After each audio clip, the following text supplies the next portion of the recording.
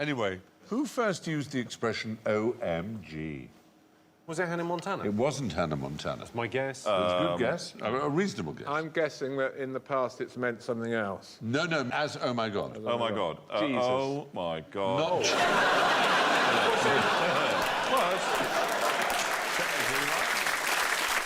No, this is genuinely the use of OMG in a communication. Is it going to be on a Morse code? No, though, funnily enough, you're in the right area. It was military. Kissinger? It's not military, naval. It was two of the great naval figures of the First World War. Who was the First Lord of the Admiralty during... Churchill. I have no idea. Churchill. Churchill, Winston Churchill. But the great Lord Fisher, in 1917, wrote a letter to Winston Churchill saying, I hear that a new order of knighthoods is on the tapis, meaning on the carpet. OMG, shower it on the Admiralty. So there you are. Oh, my God. What year was that, sorry? 1917. OMG. Yeah, That's OMG. a really good fact. That's a good fact, isn't it? Can we be certain he meant, oh my God? He might have meant... Yes, no, he definitely did. He put, oh my God, in brackets afterwards. He wrote OMG that brackets. rather ruined the point of Yeah, I know. But as he was the first user, I guess he had to explain it. OMG, by which I mean, of course, the longer expression, oh my God. Oh my God. Eric Partridge's Dictionary of Abbreviations in 1942 contained dozens of SMS-friendly examples, such as AGN for again, MTH for month, and GD for good. So they pre-existed. But I heard someone vocalise LOL. I actually heard someone said LOL as opposed to laugh. There's two kids in the street, and I told them a joke, and she went, LOL, like that. Rather than laugh. Rather than laugh. Yeah. That's just some horrible post-Orwellian nightmare. It is. How amazing is that going to be at stand-up gigs if people just, an audience starts going, LOL. Let's just try it. No, hang on after a second. three. I'll just say the word LOL with as little expression as you can. Here we go. 1, 2, 3. LOL. That's the... Tim Minchin has actually suggested that because people don't laugh out loud when they say lol, that he suggests MAS, mildly amused smirk. Which would be quite good, because that's what happens. Nelly is another one that you could have. Yeah? Nelly, N-E-L-I, not even laughing inwardly. But you'd be impressed to know that in 1659 is the first use of to unfriend, which we thought was a modern Facebook phrase. But to unfriend was used by Thomas Fuller, who wrote to theologist John Heylin, I hope, sir, that we are not mutually unfriended by this difference which hath happened betwixt us. yes. And then I believe his friend wrote back that he liked that message. Yeah, he liked that. So, now, what would be the best planet in the solar system to take your annual holiday in or on? Yes. Earth. Absolutely the right answer, I would frankly say. I don't think there could be a better answer. Well, the great advantage of Earth is that you can survive on it. Yes. So lovely on a holiday, isn't it? It is. To just breathe live air through again. it. Yeah. Yeah, exactly. Hello. Uranus, Why Uranus? because it would be much longer. Ah, now there you're getting very interesting. It's about how long a year is or a season is. How long is a Uranian year? A Uranian year is 84 Earth years. 84. But each day is only 17 hours, so again, it spins faster than us. So how long would a fortnight be?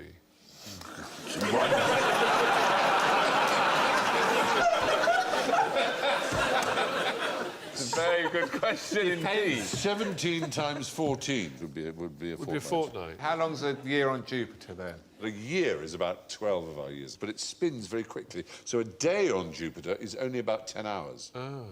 So you might not get a longer holiday the further away from... And I think I'd need those things that go around your wrists so you don't get travel sick if it's spinning like that. Jupiter is also entirely gas, which is not really very nice. The shopping and the sightseeing opportunities are amazing. A layer of black liquid hydrogen, 27,000 miles thick, crushes carbon into diamonds that are literally the size of the Ritz. So you could really get some serious bling from Jupiter. Trying to deal with that. Yeah. Sort of that size, a diamond the size of a hotel. And another thing that's rather exciting is that it precipitates neon rather than water in the atmosphere, which creates brilliant bright red rain. It's fabulous. That would be so pretty. So, but It'd be lovely to go, wouldn't it? that there, You But- don't a want certain rain depth. on holiday, though, do you? Even if it's bunny. that storm, that eye, as they call it, which is in the middle of Jupiter, is about 4 times the size of the Earth. So that's, you know. So essentially, Jupiter's a nightmare. Because if your annual holiday, not only is it a shorter fortnight, it only happens once every 10 years. Yes, that is true. Very bad. Venus, on the other hand, rotates incredibly slowly. A fortnight's break on Venus would last over 15 years. That's how long the days are. But The you weather- need factor 980 there. Oh, the weather is awful. It's clouds of sulfuric acid. The surface is hot enough to melt aluminium, so you need really thick flip-flops. And the atmospheric pressure is equivalent to being half a mile under the sea on Earth. The air isn't very fresh. It's mostly carbon dioxide. So it really is a bit... You'd it's a only bit wanna- like being in an Ibethan club at about 6 in the morning. You'd only want a Yeah. week there, wouldn't you? You'd only want a week. You'd wouldn't only want a week on 15 Venus. years. So it begins with J and appears to be alive. Is it me? You begin with J and are most magnificently, radiantly alive. He's on the tab. Lisa. James Blunt. Closer, I grant you. Yeah. Jeremy Clarkson. Oh!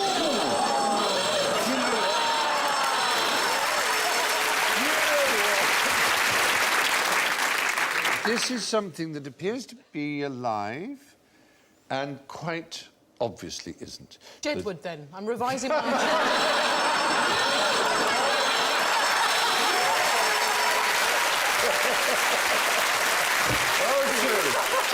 So much work Take care to of do. Yes, but in order to find out whether the brain is working, there's a machine that is used by doctors, an electroencephalograph, and you can tell whether a brain is alive by attaching it.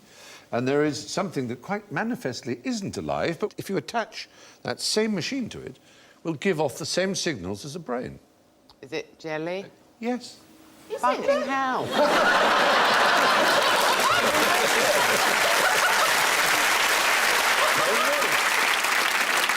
I can't quite believe how intelligent I am sometimes. No, no, How did I get that? it was wonderful. You're a genius. Is it any type of jelly, or is it... Well, sort of large jelly in a mould on which you could fit the electrodes of an EEG. Oh, that kind of jelly, right. From its EEG results alone, it would not qualify as sufficiently dead to have its life support removed. That's the point. I know that seems insane. The reason it All seems... the other jellies sitting around the bedside weeping. Yes. He's still alive, he's still alive. You can't turn it off. Comforting one another. Yeah, yeah. There's one outside having a fag. One wobble for yes, 2 wobbles for no. Neurologist Adrian Upton examined the electroencephalography of gelatin desserts, as he put it, to make a serious point about brain death. Because what happens is the jelly picks up extraneous electrical signals in the room from sources like respirators, IV drips, even ringing telephones. The implication is that a brain apparently generating similar signals may in fact be quite dead. On the other hand, it may well be quite alive. It isn't enough to use an EEG to tell whether someone's alive, that's the point. So Jelly is always wobbling just a little bit. It's always going to be wobbling a little bit. But it is rather extraordinary, isn't it? An amazing thought. At least I think it is. Lovely thought. It doesn't mean that EEGs are useless. They just have to be considered with other things to suggest whether or not someone is conscious or alive. Is that an excitable jelly just there that's suddenly flatlined? Is that right? Well, now, let's play Stick the Knees on the Elephants. You should have cards with elephants on, and you should have little red dots. And all you have to do is stick your red dot on the knees of the elephant. It's as simple as that. It's a little fun art craft thing that you can do. I feel a little bit like we've underperformed and we've been taken to a special class. Yes, that's Where it's mainly arts and crafts and colouring in, and you know what? You can't fail. We've all done very well. That's right. I'm just doing polka dots. Very sweet, but try and do it on the knees of the elephant if you can. I think elephants have got a lot of knees. That's my. Because otherwise, why would you have given us this many dots? You don't have to use all the dots, I may say. This elephant's actually got the same thing that Jack used to have at the top of his thigh. It turns out it was nothing, but it was a real worry. Yes. I've marked his sphincter on there as well. So have Well I. done. Oh, so there you have are. I. We've Oh, got snap. matching sphincters. Yes. All right, so if you'd like to present and show. So, sphincter, eyes, because it's nice to get to know them.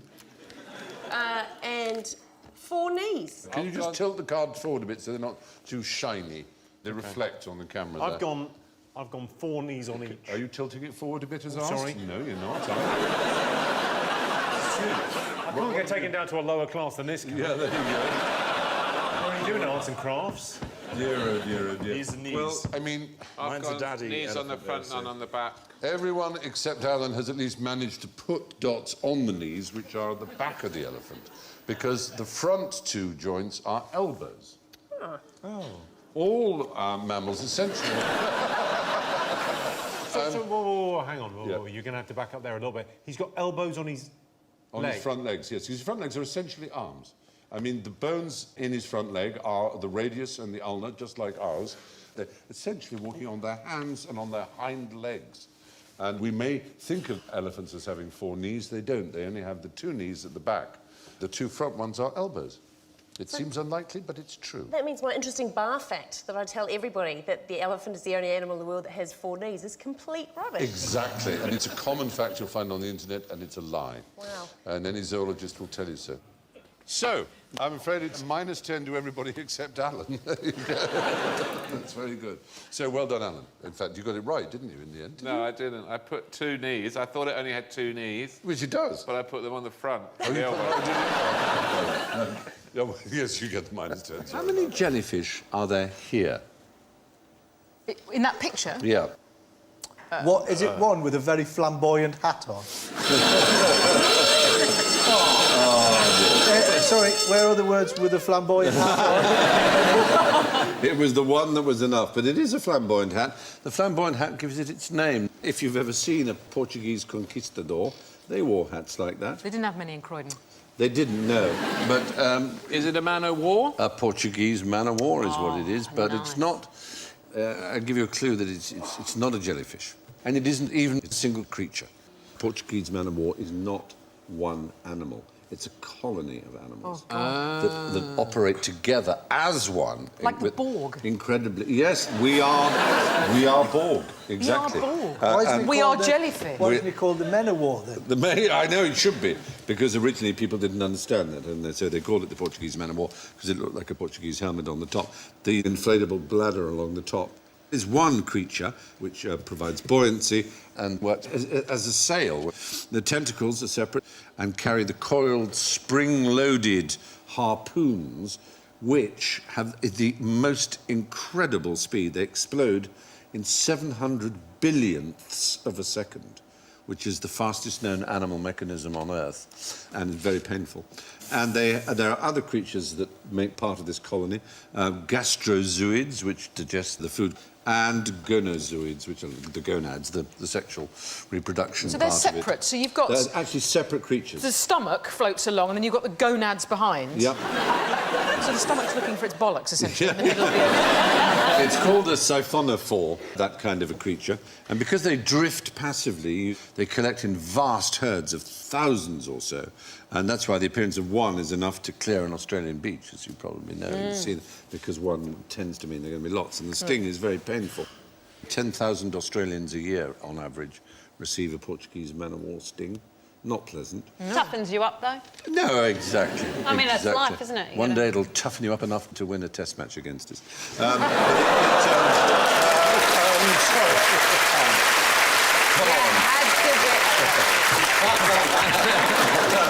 How many times in history have I been in a position to be able to say that? I Not know, many. and I enjoyed That's it exactly. so much. What did the environmentalists say to the camel? Stop farting. They produce a lot of methane. Yes, they do. Where in particular? Out there are.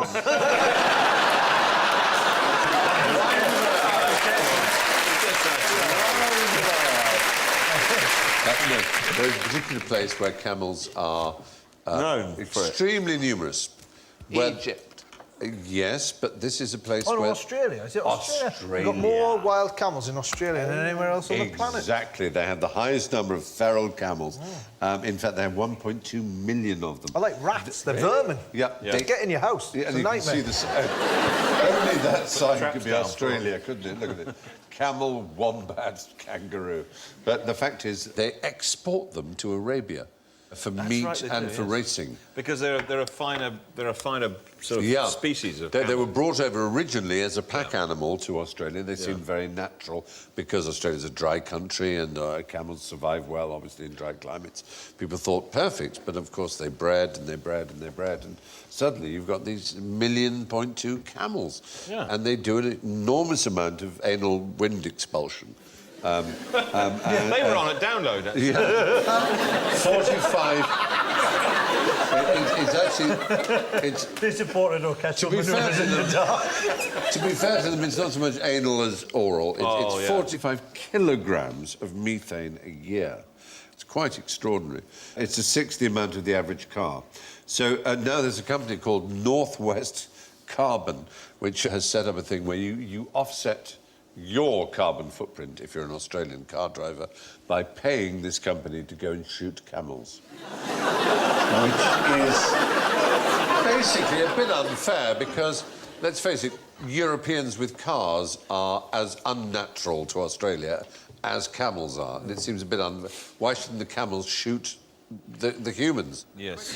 Here's the thing, though.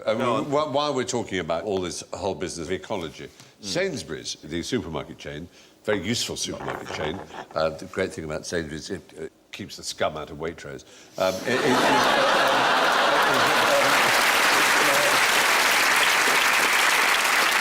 right, here's an initiative announced by Sainsbury's. Go on. By reducing the diameter of the tube of a loo roll from 123 millimetres to 112 millimetres, right? Just 11 millimetre reduction.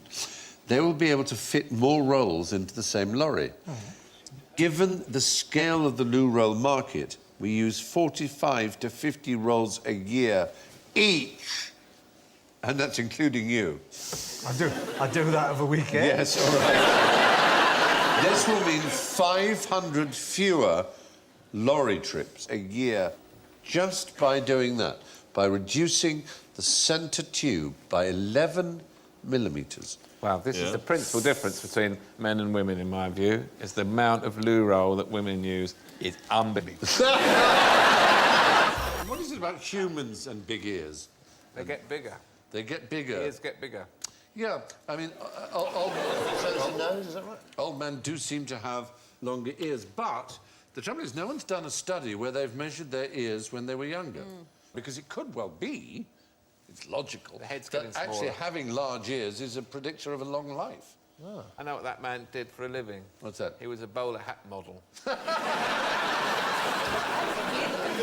He was a very fine bowler hat model. I've got quite big ears, but I can also see what it's like to be someone whose ears are flat against the side of the head, because I can go like that. Oh, my goodness! And I can hold it so it's like having an instant facelift like that. How do you do that?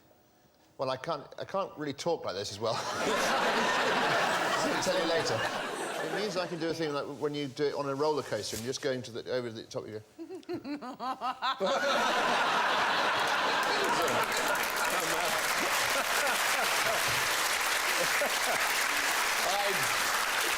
I bet your so-called serious brother Jeremy can't do that. He can't do that. Yeah, that's another way. He could another host a phone-in about it, though, couldn't he? Do call in if you can wiggle your ears. No problem with your ears. Give us a ring now. Go on. He did once on his show, genuinely, I thought they were running out of things to do that day. He said, please, and this was, honestly, it wasn't a joke, he said, please phone in if the sound of your own voice terrifies you. That was a further topic. Did anyone call in? Screaming. Any calls? Yeah, they had some people ring up, yeah. Sobbing. So Help me, I'm so afraid! What lives underwater and is the loudest animal in the world for its size? Greg Proops. Oprah. Good answer, but untrue. Is it going to be a blue whale? Oh, you were doing so well. No, it's the largest in relation to its size. The noise it makes is quite astounding. When I tell you that its size is 2 millimetres, and it creates a sound of over 99 decibels, which is like a freight train passing by. It's an incredibly loud noise, and it's a little lake creature, actually. Do you know those things that almost seem to walk on water? Do you remember what they're called? Our Lord.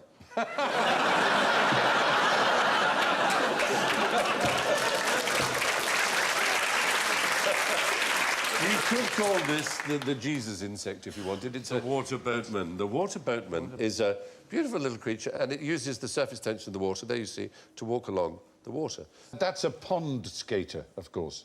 So unlike a blue whale in almost every respect. The noise it gives out is like a passing freight train. We have a theory how they produce it, and we'd like you to try out our theory. They use their penises against their tummies. Peni. Peni, if you like, penises, if you wanted to speak in English. But by all means, peni, if you like. They rub their penises on their tummy and somehow create a noise of 99.2 decibels. But that's just a theory, though, right? Yep. Because I put my penis against my belly, it don't make no noise. If you really whack it, though, if you... Steady. It depends on if I have to get up in a hurry. Like if I got and imagine that it's a penis, all right? You pass that to Greg. You know, imagining is not helping, but all right. Obviously, there's yours, Alan.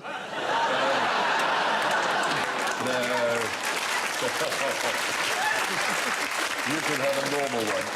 Now, this is quite complicated, but you should have a little bowl of rosin, as in the kind of stuff that ballet dancers use to keep their shoes from sliding on the stage and that string players use for their bows. Ordinary rosin. Oh, very good. Listen to that noise. Keep doing that. You're rubbing, you're trying to... It gets surprisingly loud, doesn't it? Like... Oh, God, yes! I don't seem to be attracting any boatmen or women. Not getting 99 decibel. There, you see that? This is still louder, though.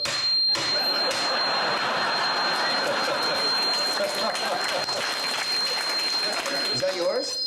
But isn't that surprising? Wow.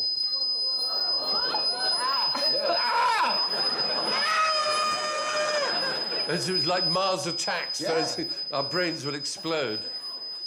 Solo. Alan's very good at it, isn't he? Have you given him a wand? Is that a wand? What does a robot jockey do?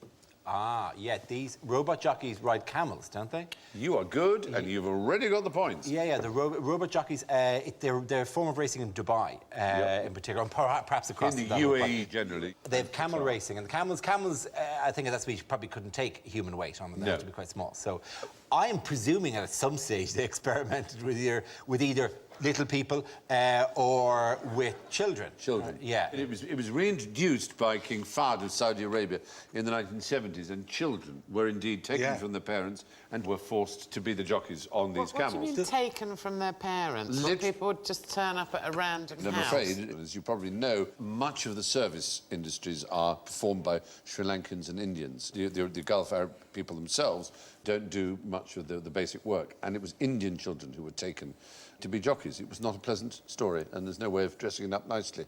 And how much control do they have over the camels exactly? Well, they've got reins, and they also have GPS, so they know where they are. Now, you may say, why they put a face and a hat and costume on it. The fact is, the camels were spooked out when the robots just looked like machines.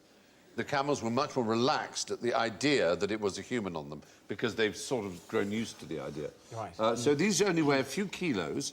They're not that expensive, about $500 each.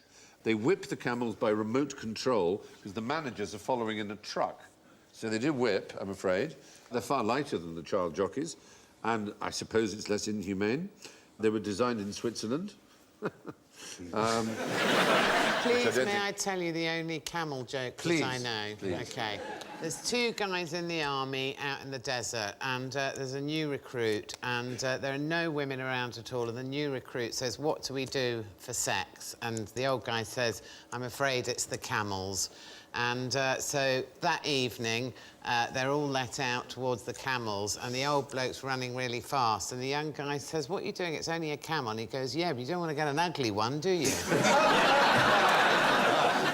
So, what are those camels we're looking at? What sort of camels are they? I'm sorry. There is another camel joke. Sorry. Which is same starting point. Initially taken for the first couple of bits and said, "Oh, I'm afraid there are no women here. I'm afraid it's the camels."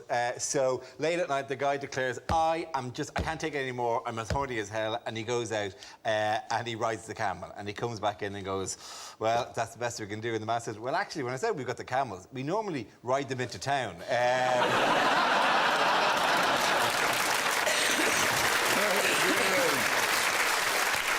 Anybody else got any camel jokes?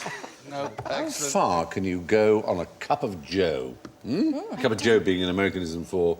Java? Coffee? A cup of coffee, yeah. I thought it was an insane cat. You could actually ride on the back of Joe. That is a somewhat caffeine-crazed cat. That's a flat white too many for that little kitty. It is rather.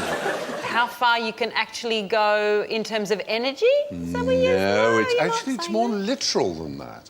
If you're carrying a cup of coffee, how far can you go before you spill it?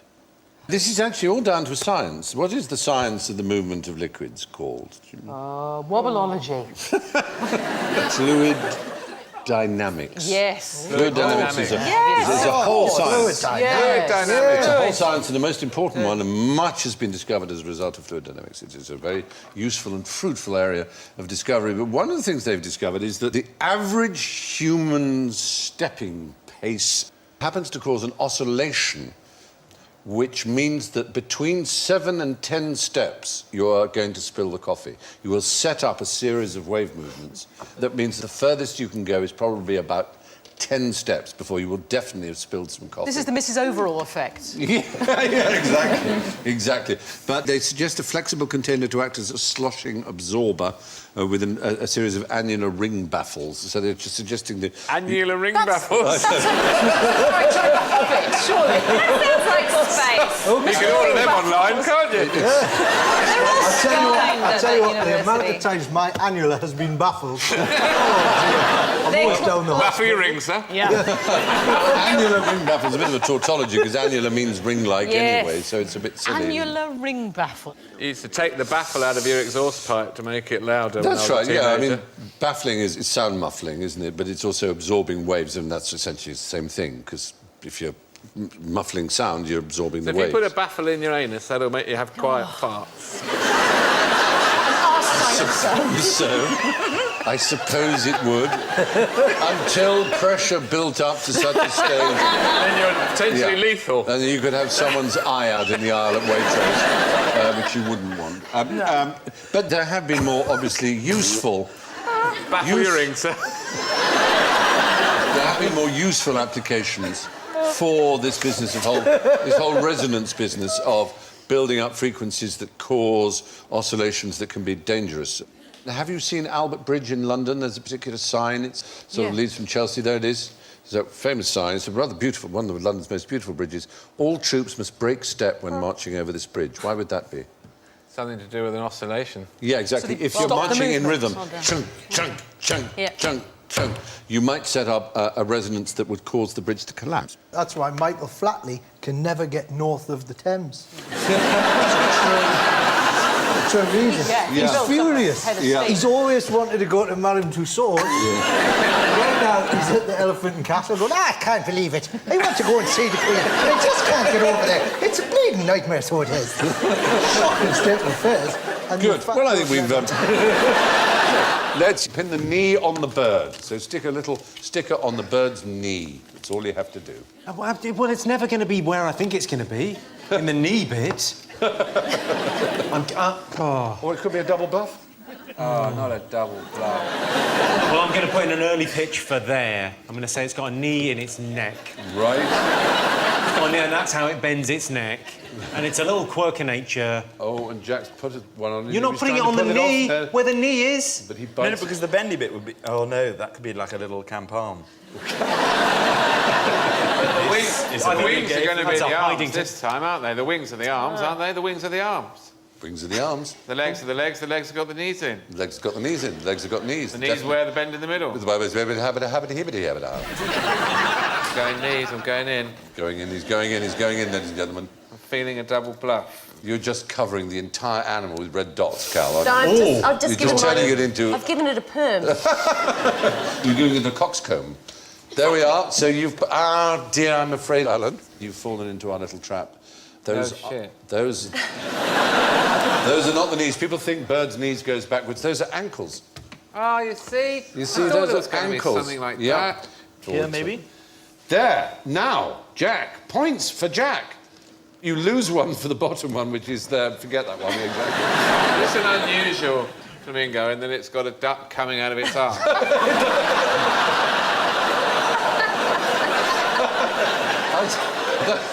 It's pretty hard to deny. Where are the duck's knees? Ask the flamingo. Yeah. Well, there are the knees at the top. They're usually covered in feather. And the bottom bit is the ankle. I know, So there's a very real chance if you kicked a flamingo in the knees and the balls at the same time. That's some pain, isn't it? Whoa, yes. Because they must be up in the same sort of area. Yes, they don't really have testicles, though, do they? I mean, they have little sexual parts. It'd be quite a different... as do I. It'd be quite an unnerving sight as flocks of flamingos flew overhead if they did have dangling testicles. Boy, girl, boy, very worried. Boy, girl. So do I get a point? Have I got a point? I think you've got a point, Jack. Yeah. There's an apple for you.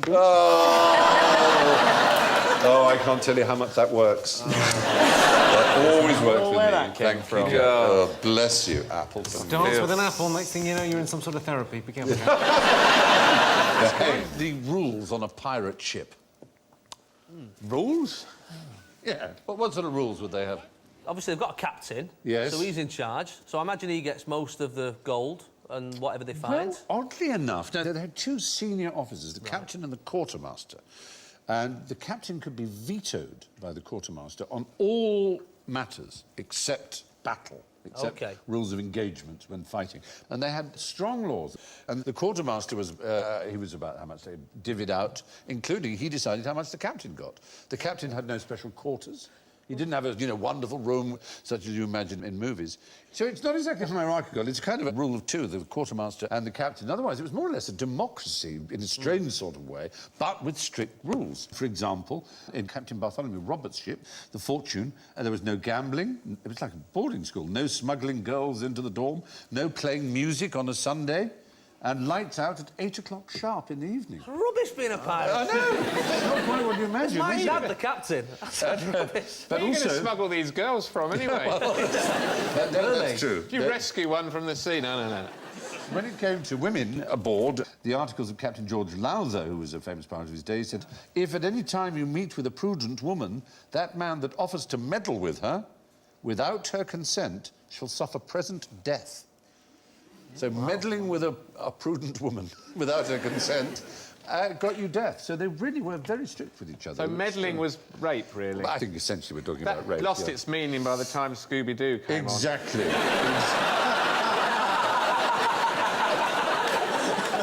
Why you pesky kids haven't meddled? Notorious gang rapists. That's just terrible. I'm ashamed of you. Why is the pirate voice similar to the farmer's voice? Why is there something? Arr! Get off my land! There's one man responsible. Right. Do you know who it is? It'll be a film actor. Yes. Oh, OK. In Treasure Island? He played in a great performance of Treasure Island. And in fact, Tony Hancock, the great comedian, he first started out as an impersonator of this actor. Lawton? No, not quite as well known as Lawton. In his own day, he was very, very well known, but now less well known. Anybody? Someone we've mentioned on QI before. Hang on a minute. The chances of Alan remembering it are... Someone in the front row saying, you've done this! This was on Dave on Tuesday. New fact. Yeah, well, it was Robert Newton, anyway. Robert Newton. Thank you, yes. Robert Newton. Robert Newton is the right answer, but it doesn't count because we've had it before. There we are. Prowse almost did that, didn't he, to Darth Vader? He has a West Country accent, didn't he? Yes, and he did. famously thought that he was going to be used, didn't he? Yes. With his West Country accent, he got redone. I am by your James Earl father. Jones. Very upset. I'm your father, and I'm your brother as well. Darth Vader on a big tractor, trundling down the corridors of the Death Star, chewing a bit of straw. Darth. Mr. Darth to you. Mr. Darth. It's, yeah, anyway.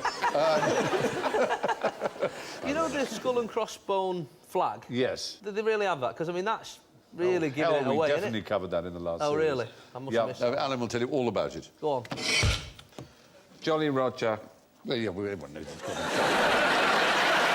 What is that, a proposition? Maybe later, Alan. It's been 10 years, Stephen, and I've finally come round to it. It's time for a Jolly Roger. What's this little frog doing? What's this chap up to? Wow. It's practicing first position? What's going on in the background? He's trying to build up his nerve into jumping in that gushing stream. No, he's just going, I can do this. He's facing the other way. I can do this. Is he fishing? Is he catching things in his webbed? I was thinking maybe there was a plane load of frogs trying to land.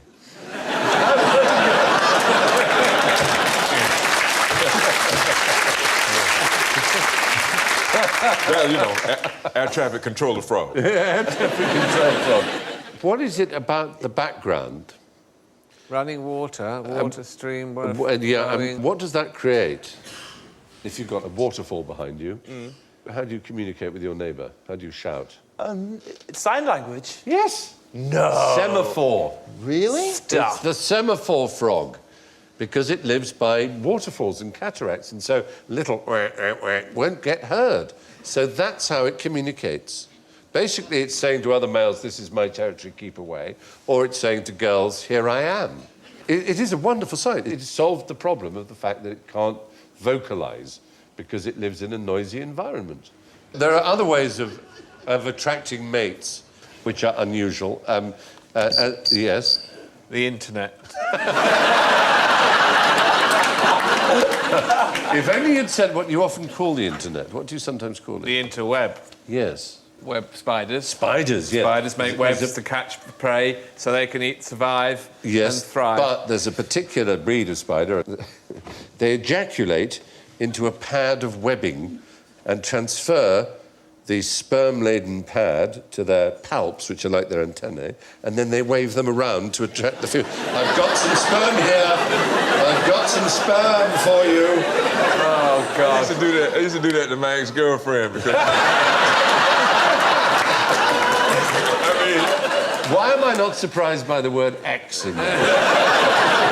Yeah, I mean, she just wanted to have a baby so bad. It was just real easy to get her excited like that. I got some sperm, and she'd come running, and I'd be like, I'm just kidding. You'll probably each well out of it. Yeah. She's the better for it. I mean, in fact, I take pride in believing that I helped her prepare And for the think next what cat you're she saving on triple-ply tissues. There you are. In some weird English way, I feel dealt with. Should you avoid going to bed with a jacketator or a jacktitator? The second one. Why? Because it means someone that wiggles about a lot. Yes! Who does it?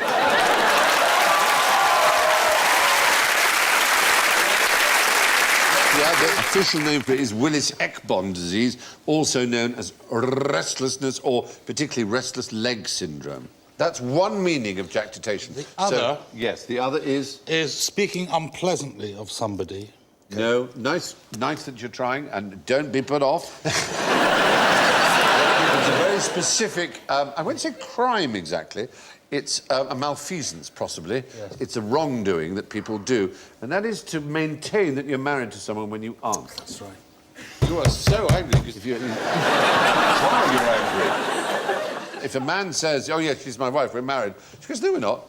You can go to court and your remedy is a suit of jacketation of marriage, in which you ask the court to declare that you are not married to the person who is claiming that you are. Is the jacketation, is it the denying of the marriage, or is it the maintaining the marriage, you're still married when you're not? A jacketator is someone who claims to be married to you when they aren't. So, ding dong, darling, I'm home, you're not married to me. Yes. That is the bad guy is the ding dong, darling, I'm home in this situation. Exactly. Stop doing this. I could actually take you to court because you never stop saying that we are married.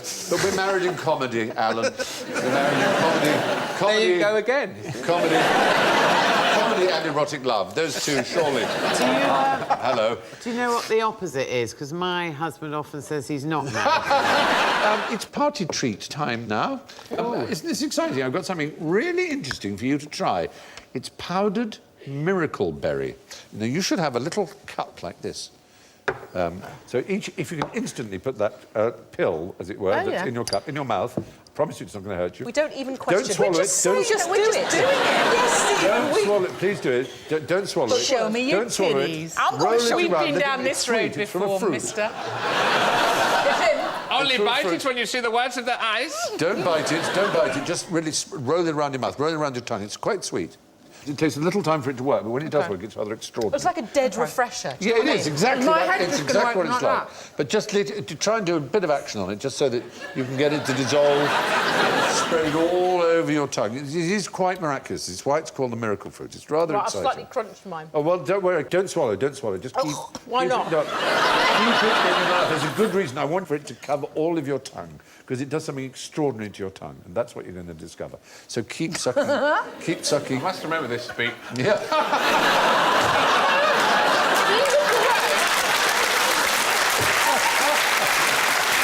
If you made them swallow, it does something extraordinary to your tongue.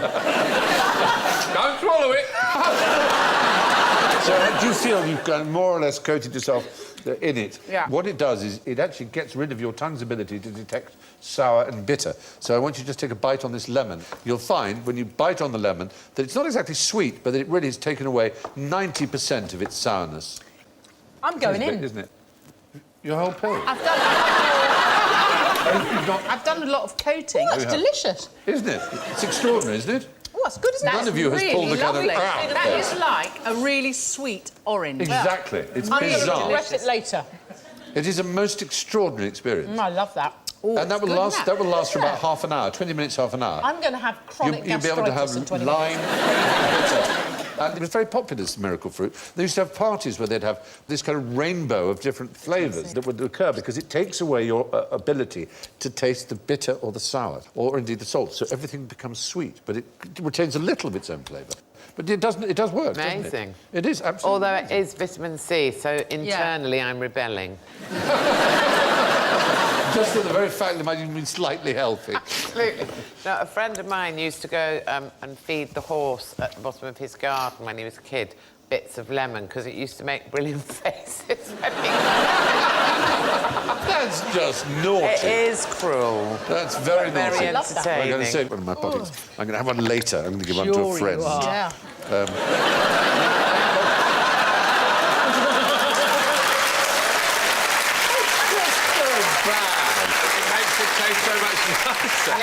It's just... We've witnessed something big tonight. Yeah. It's all over. It will taste lovely for half an hour. My favourite word is today. It's not sour anymore, is it? It's not sour anymore. Right, it's all round the mouth. And that's why I asked you to write a limerick. So have you got limerick for me? Any of you? I hope you have. I do. Oh, go on then. Girls first. Yeah. I carouse in a style bacchanalian, but I sleep in a way marsupilian. I like to eat cheese, but I never say please. Yes, I'm French, but I'm also Australian. Oh, that's very good.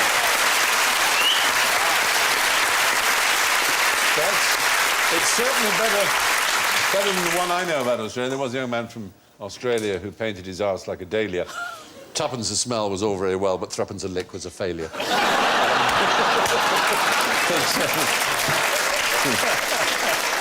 Alan, what have you got for us? I've got... There once was a show on TV that was always the smart place to be. Yeah. I'm fully aware you'd rather be there, but instead you're stuck here with me. Oh, very good.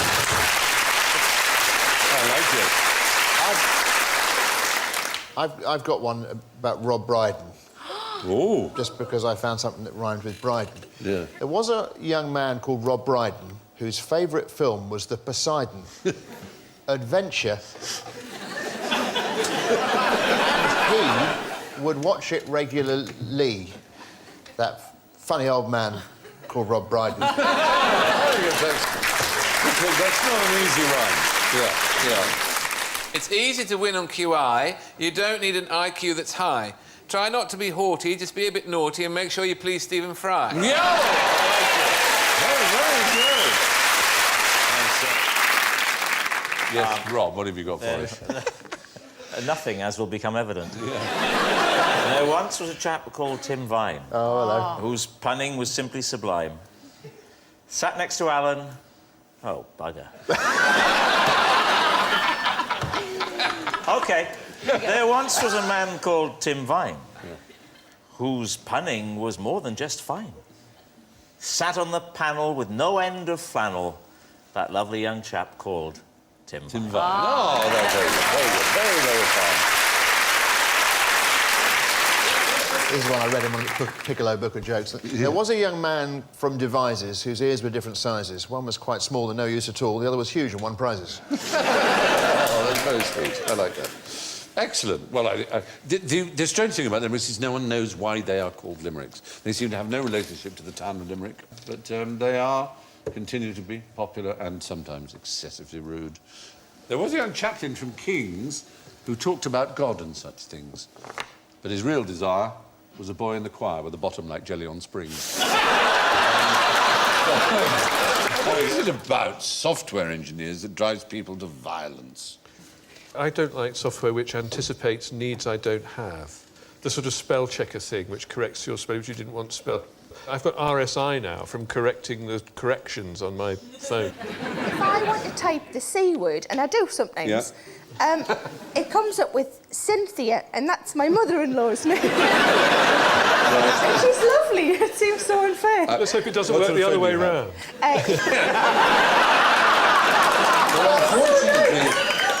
Unfortunately, in the original Greek, it is Kunthia. Is it? There is no letter Y in Greek. It's an upsilon. That's alarming. It is Kunthia. Yeah, I'm going back to the very first software engineer that ever was. Babbage. Well, Babbage owed an enormous debt to this person. Ada Lovelace. Ada Lovelace also owed a debt to this person. Ada Lovelace wanted to use the... You've done very well. Ada Lovelace was the daughter of... Mr. Software.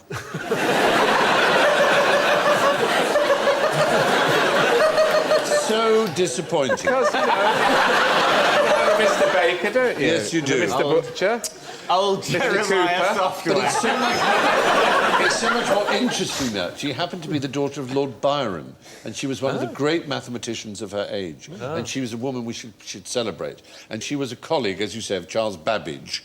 And they had got their difference engine, and they wanted to steal the idea of a Frenchman who'd come up with the idea. It's a software idea. It was for automating something. As a little boy, he used to sit on a particular type of machine and watch it working and thinking, I could make this better. And he invented a punch card system for it. And he has... its name is...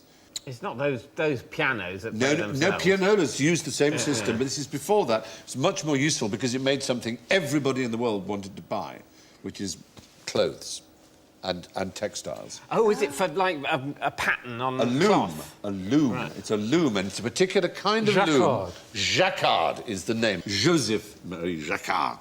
And he was an extraordinary man, born in 1752. And these looms were used right up until our lifetimes. There you are. Look at that. That's what he invented. Now, you look at those punch cards, you think, now, what can that do? Babbage correctly saw this couldn't just make a loom and a tapestry and a picture, but it could also possibly do calculations and other such things that mathematicians were interested in. And so we have a portrait of Jacquard himself, which is done in woven silk using a Jacquard loom. That is done by punched cards. Isn't that astonishing? The depth, the tone. Look at the knees there, the way the cloth is. I mean, Looks almost like a photograph. It almost looks like a photograph. You think That you'd be is- happier, wouldn't you? It's well, that's true. Smiling in photographs is a very recent thing. Oh, It was really? never considered normal. It was considered weird to smile. But the question was, why did he drive people to violence? Oh, because was it like Luddites? Did they come and smash his machinery? They did, because it took so much work These away are from the them. shoe throwers, the Ah. saboteurs. And what's the French for a wooden shoe? A sabot. A sabot is a clog, and they would throw their clogs into the looms to break them up. And a sabot was known as sabotage, and that's where we get our word sabotage. They would sabotage his machines. And actually, Luddites in Britain were nothing like as violent as the saboteurs of France in Lyon and places like Different that. footwear, I suppose. Different footwear. You do more with a clog, can't you, than a conventional shoe? We had an outbreak of it in my parish. Did you? Yeah, I'm afraid so. It's a shoe area, so when the automation of the shoe trade came in, there was a bit of smashing up of machines. That's a nightmare, though, because if the people are destroying the machines with shoes, if the machine's still going, they're just making ammunition. For their own destruction. I don't think they use shoes. That's so true. Yeah. That's Just irony. as they come out, chuck them back at the machine. You don't have to use shoes to make a machine break. It just the French wore wooden clogs and those sabots. But it is fascinating, isn't it, to think? Where would we be without trees? Well, so true. Who fancies a shootout with a real-life Vortex cannon? I've given you one each next. You've got a box. See that box there? It's simply a box, all right? Now, the hole is where the vortex emerges. So if you lean it so that the hole is pointing at the target, all right, and basically what you've got to do is smack the side of the box, all right? After a 3, 2, 1, smack! Very good. There you are. Now,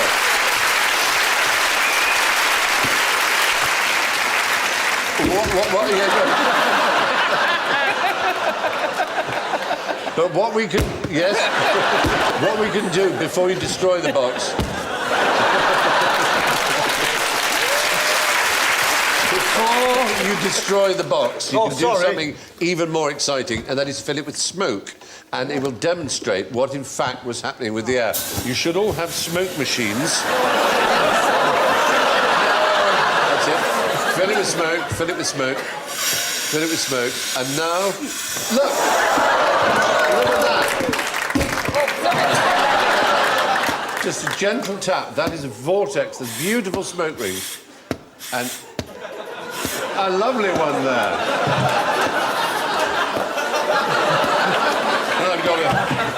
I've got an enormous cannon here. I'm going to fill mine with... I'll see if I can get mine across the... You can chase each other. Across the room here. Here we go. I've got the wrong way around. That didn't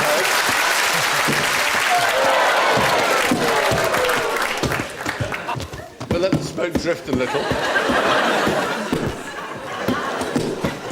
We don't like a big dustbin. It's simply pressure of air creating this wonderful vortex. No, it's not. It's magic. Nice work.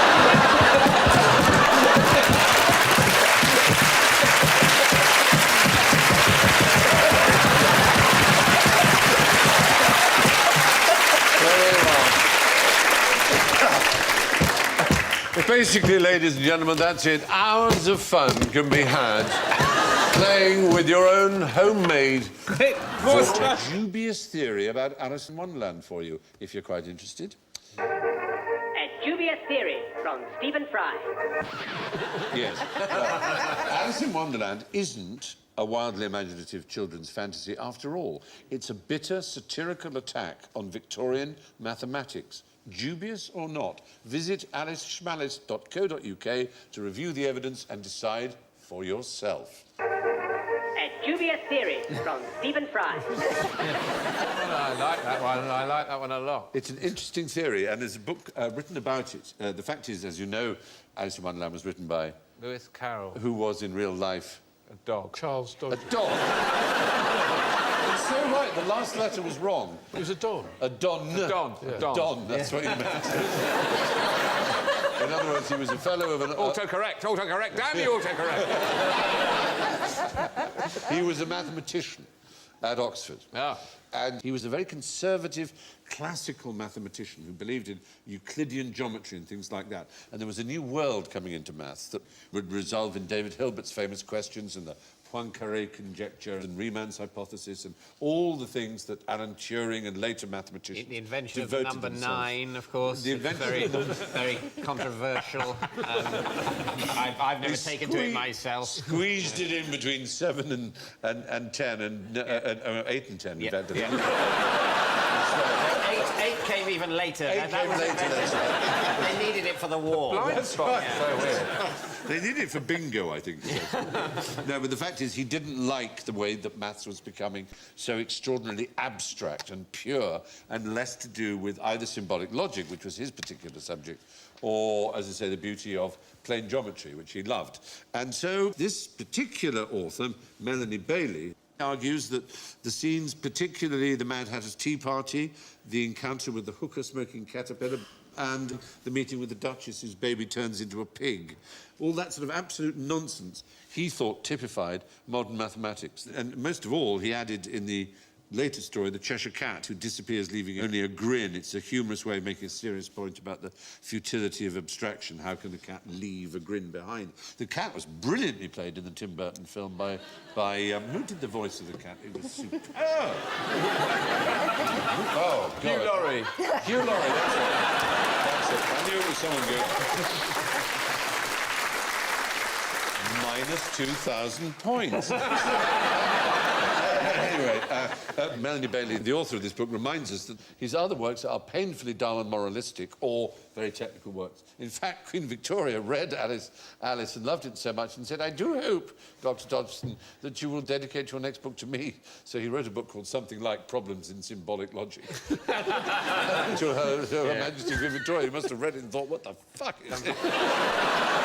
Queen Victoria bumper book of boring math. Happy Christmas, Your Anyway, Majesty. she says, this lady Melanie Bailey, that Dodgson was most witty when he was poking fun at something, and only then when the subject matter truly got him riled. Whereas we think of him as just an absurdist, a kind of surrealist, as a nonsense, a master of nonsense. Anyway, it's nice to have dubious theories on our J series, and that's one of them. What were chainsaws originally invented for? Proctology. Wow. That's scary. Yeah, that's a... Slicing an arse in half. Yeah. Well, you know, you're in the right area, I have to say. What? I mean, Really? Circumcision. What I mean is, you began straight away with medicine. You didn't say trees or, you know, cutting down cutting off legs. buildings. Bones and... Bones is the right answer. Yes, in particular, it was a rather unpleasant procedure. Oh, don't. It'll be a boy thing against a girl thing. It Well, will not be. against, you know. Well, no, It's doctors trying to help. Oh, I know what it is. I know what it is. It'll be a boy thinking a woman's taking far too long over labour, going, oh, I can't stand all that panting. I know, we'll get a chainsaw and just cut that baby out. That's what it is. You know, you're absolutely right.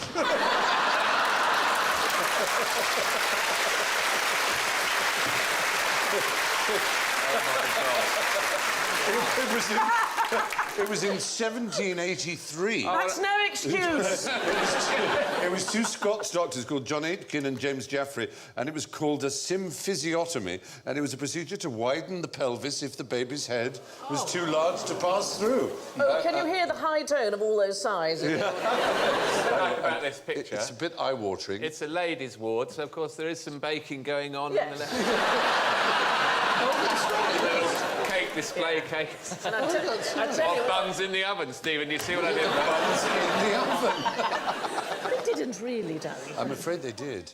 When I say chainsaw, it was literally a chain. It was like a watch chain, in fact. Right. It was like an So it up wasn't and a full down. lumberjack giving it... It's a boy! They hadn't yet invented the internal combustion engine. And caesarean sections. Caesarean sections have replaced the same idea. That Phew. yes, quite, exactly. It's It's a bit of a Do relief. the caesarean section, I think. Sawing the pelvic bone in half is not as easy as maybe just a small incision. And But is there I not know, like- you'd have thought they would have pop made it out the sunroof. But this was before antiseptic. It was before antiseptic surgery, and of course it was before any kind of anaesthetic. They're not a meeting. You know what I mean? There's not a meeting where someone goes, I've got it. And they go, what? They go, chainsaw, innit? Well, they looked at a watch chain and they said, you know, if we could sort of ease away the bone like that, rather than using a saw. I know, everyone's wincing. Have we got another question that isn't about that? Would it heal? Presumably not very well. Well, they then went on to use the same thing. For example, if someone had a bit of diseased bone, they would do the same thing. They would sort of tick it in, they'd go up and down like that, and then they'd do it lower down, and the two bits would fuse together and have a stiff arm. But it would get rid of the diseased bone. It was called an osteotome. It eventually became like a chainsaw. You can see one here. My God. That is more like a chainsaw. You don't Pretty want unpleasant. That, you don't want that coming at you. You really don't. You really, really don't. I remember my wife had a baby, I remember it well. And, yeah, it's a grand day. It was a grand day.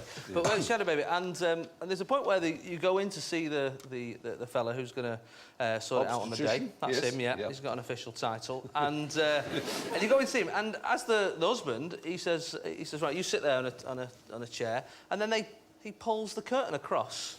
Yes. While him and your wife are in this thing, while he has a little dabble or whatever he's doing. It's a bit intimate, isn't it? It's a bit like you go, I've seen it, mate. Do you know what I mean? There's nothing... This is why we're here.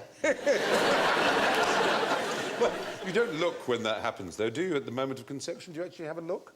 You're looking into... Surely. Sorry.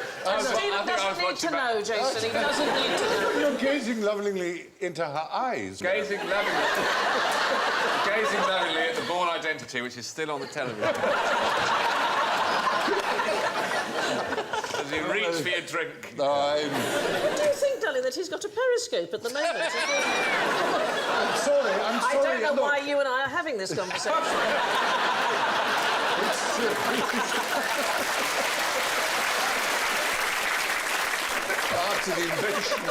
After the invention of the internal combustion engine, where we were getting Jeremy to his home territory now, eventually by 1920 they were small enough to be able to have a hand-powered cut down trees. And then they cut down trees, yes. Exactly. Well, anyway, there you are. Chainsaws were originally invented for midwives. What kind of person lived here? Yes, already the tragic tones. Initially, you think a very angry person that's quite small. Yes. Small-minded or just small? It did genuinely exist, this Daily Mail model village. This was after the First World War, when housing was in short supply and we were trying to build a land fit for heroes. And it was made entirely of Daily Mail papier-mâché, was it? Copies of the Daily Mail? Well, the Daily Mail was never shy about trying to draw attention to itself with publicity stunts of all kinds, athletic stunts, firsts in aviation and so on. It was the Daily Mail that sponsored Amy Johnson to fly to Australia, for example, and they decided that they would lead the world, and they thought they would contribute to a model village. Well, I can see that, like, if they go, let's have an air race, let's try and cross the Atlantic, and then they're all quite... like that. And, but then model village, but then... it's like...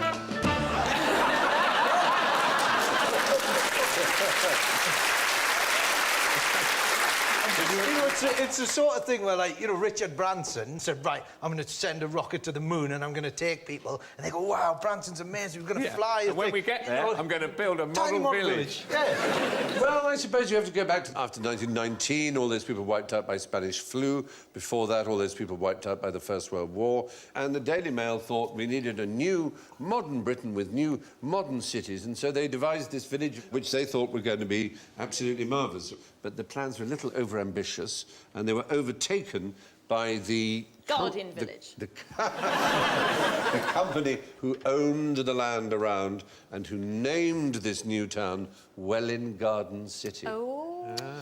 But there it was, the Daily Mail model village of Welwyn Garden City, 1922. It's a good job it wasn't the Sunday Sport model village, because then it would be the Welwyn Garden City. Welwyn! Welwyn! check out the front of those houses. It's double fronted. Oh, look at the garage And there's doors always on. the back alley, too. Oh, dear. Well, that was a rubbish model village. It's clearly full size. Yeah, don't forget model has two meanings. There's model in the sense of it's a paragon, it's a model of its kind. And that's Well, what they meant by it. It's got three Not meanings, like hasn't it's a it? teeny Because weeny. model village, everyone just walks around. There's also... Yeah. The high street is called the catwalk. Yeah. Everyone's just in their pants. That's true. I You're right. have to say, I weep when I think of my childhood and the amount of time we spent around a model village. Oh, Beaconscott. And what kids have today. Yeah. They've got so much, and my mum and dad would go, oh, look at that, it's Big Ben, but this big, and we'd go, wow. I mean, your dad didn't drink. My dad would go to a model village, drink and go, I'm King Kong! And just start smashing stuff. Oh, how we'd laugh. You know why I can't go to model villages? Because when you walk round, because of the painted faces, they all look like people who've been, like, trapped by witchcraft. And they're Yes, going, they do. Help! Get me out of here! I'm not really queuing for a newspaper. But when I come home, shrouded in guilt and drink. I don't know enough about the dark arts to make them all fully sized again. If only you could say, what is Australia's deadliest creature, in fact? Oh, Yeah. Rupert Murdoch.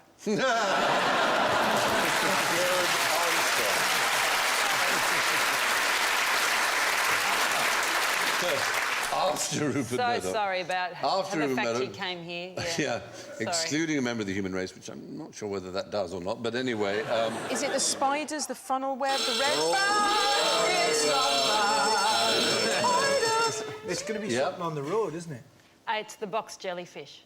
No, it's not. That is a nasty creature. Is it rabbits? Is it rabbits running in front of utes or some sort of... You're certainly right that most of the deaths gonna be caused a by rabbit. animals in Australia are caused on the road, but the animal that is most responsible... Crocodile? Is it man? The most deadly of all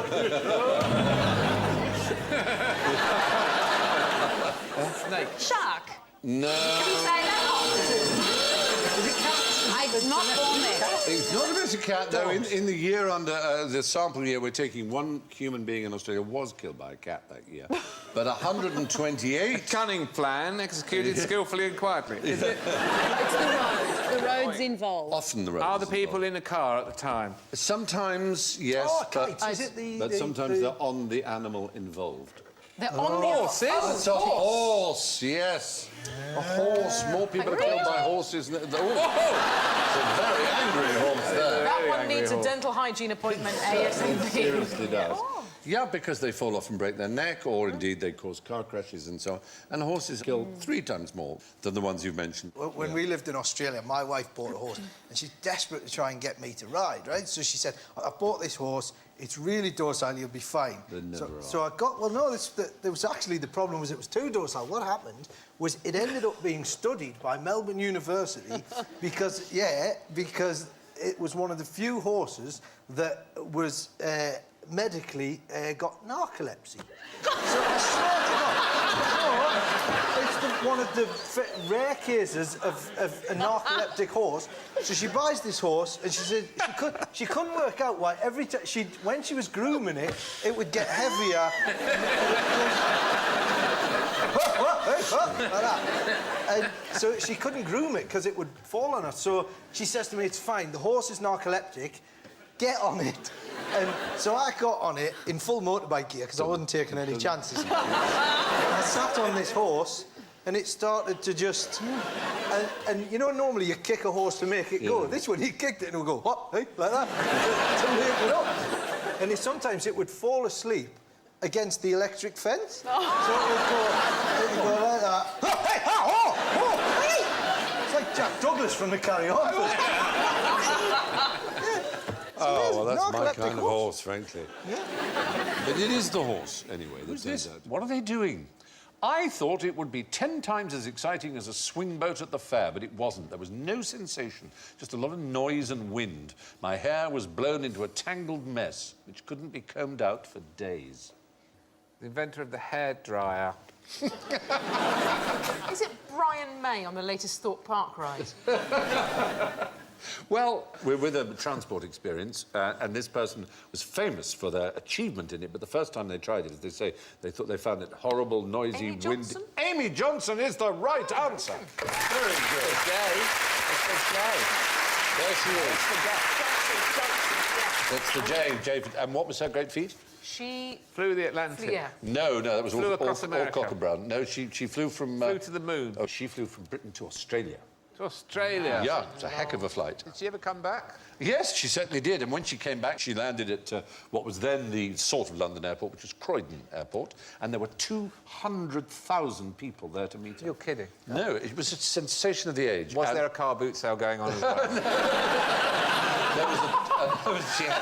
She had a 12-mile parade through London. So she was describing when she first got into an aeroplane and first flew... She hated it, absolutely hated it.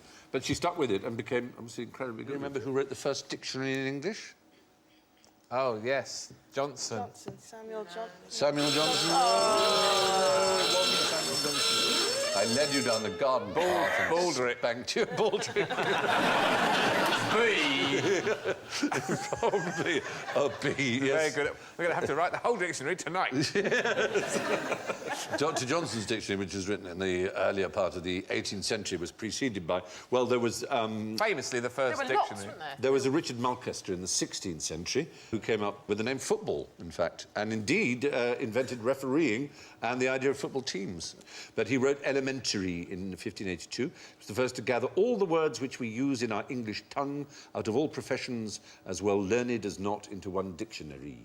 But he didn't give definitions. He just listed all the words that he thought they existed. But in Robert Corddry's Table Alphabetical of 1604, not only listed words, but gave definitions, so it was perhaps the first true dictionary in the sense that we know it. It listed around 3,000 hard words, as he called them, defining each one. So then Johnson's dictionary had how many entries? Around the time there were about 250,000 or 300,000 words.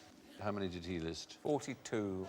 So, you were so close, 42,000, wasn't it? That was really close. 42,773. But we've got some Johnson words that have gone out of use, and maybe you can mention what they mean. Tongue pad. Mouth friend. Mouth friend. Don't we all need a mouth friend? Sometimes we certainly do need a tongue pad and a mouth. Sometimes I like a frigorific. I hear you, girl. Frigorific. Yeah. We've all been frigorific in our time. A double latte is, I That's think a it's coffee. single shot, isn't You it? can get those in... Yeah. It's depucillate. Oh, that's what you do before a big date, isn't it? Yeah. If you're meeting a mouth friend. Yes. You get a bit tongue pad. Slip the old shapesmith. Is a shapesmith just a rubbish blacksmith? No, a shapesmith is basically what we... I've done a thing. You've been to the shapesmith? Yeah. Sort of looks like a doorknob. Yeah, it's not a horseshoe, but it's horse jewellery. And, like a horse clog. Nipple clamp. They found in Camden Market and sold all that crap. Yeah. No, a shapesmith is actually what we would call a personal trainer. It's someone who gets you into shape and improves the shape of your body. It's Time a for that word to come back. I think. Shapesmith, exactly. I'm going to see my shapesmith. My shapesmith. A tongue pad. I hate that. A tongue pad is just a great talker who just gives someone who just natters all the time. A mouth friend is... No, someone who is a friend to your face but is duplicitous behind your back. God, I know a few of those. Yeah, a few mouth friends. Pretends to be your friend. To depucillate is to deflower, to bereave of virginity. It's not a bereave. To pluck the Let's not see it as that. Frigorific sounds like something Del Boy might say, but what is it? Actually, I suppose we would... It's probably rather badly spelled. We should pronounce it, yes, cold. Should pronounce it frigorific, probably. It just means causing cold. Something that's it's frigorific. Causes cold. So, some of his definitions were just a little bit lazy. Sock. Something put between the foot and the shoe.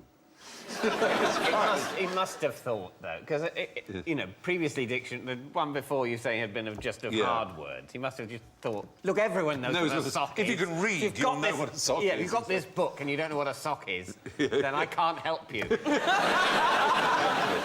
Exactly. Oates was a famous one. Oh, yes, he said horrible things about the Scots in his one on oats, didn't he? He did. He said a grain which in England is generally given to horses, but in Scotland supports the people. He describes to Worm to deprive a dog of something, nobody knows what, under his tongue, which is said to prevent him, nobody knows why, from running mad. It's just a very strange... Wasn't a scientist, then? No, I think probably not. It was one of our greatest... Napoleon say to Josephine on his way back from a journey? Ah, I sense a trap. The only thing I know about Napoleon to Josephine was he said... Yeah? What was it, Rob? What was it? Phil. I'm going to do it. I'm coming back, don't wash. Oh! That is one of the two things that people know that Napoleon said. Yep, I shall be home soon, don't wash, because he liked them dirty. There is no evidence for that whatsoever. The earliest place this quotation can be sourced is 1981. I only know the other one. The other one, which might be... what? It's the one... Rob, what's it? Yeah, you know it. Cal, what? It's really... I'm still stuck on the no Pas ce washing. soir, Josephine. Oh. And I got away with it. Josephine, on the right there, she's got the same black eyes that all the people in my pictures have got on my computer when I try and get rid of the red eye. Yes, that's true. They end up with massive black dots and they look like some sort of zombie film. Anyway, I'm sorry you fell into our trap, but now you managed to avoid the trap of Not Tonight, Josephine, which is the other thing he was supposed to have said. That's the one I know. That appears in a play, W.G. Wells' play called The Royal Divorce, which didn't come out until 1891, some 70 years after the death of the Emperor. An army marches on its stomach. Yes, well, indeed, yes. Did he say that? Unlikely to have said that to Josephine, but he might have done. I think he made it more as a sort of, you know, a point about logistics. Maybe he discussed all sorts of battle stuff. He might have done. He said, I prefer a lucky general to a skilled one, he said as well.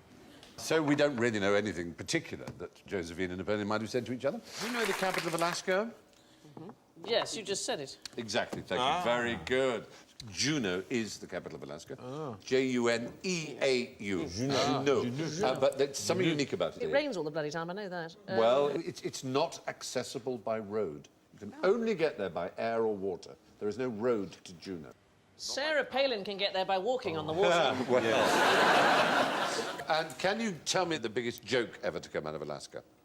Sarah Palin, who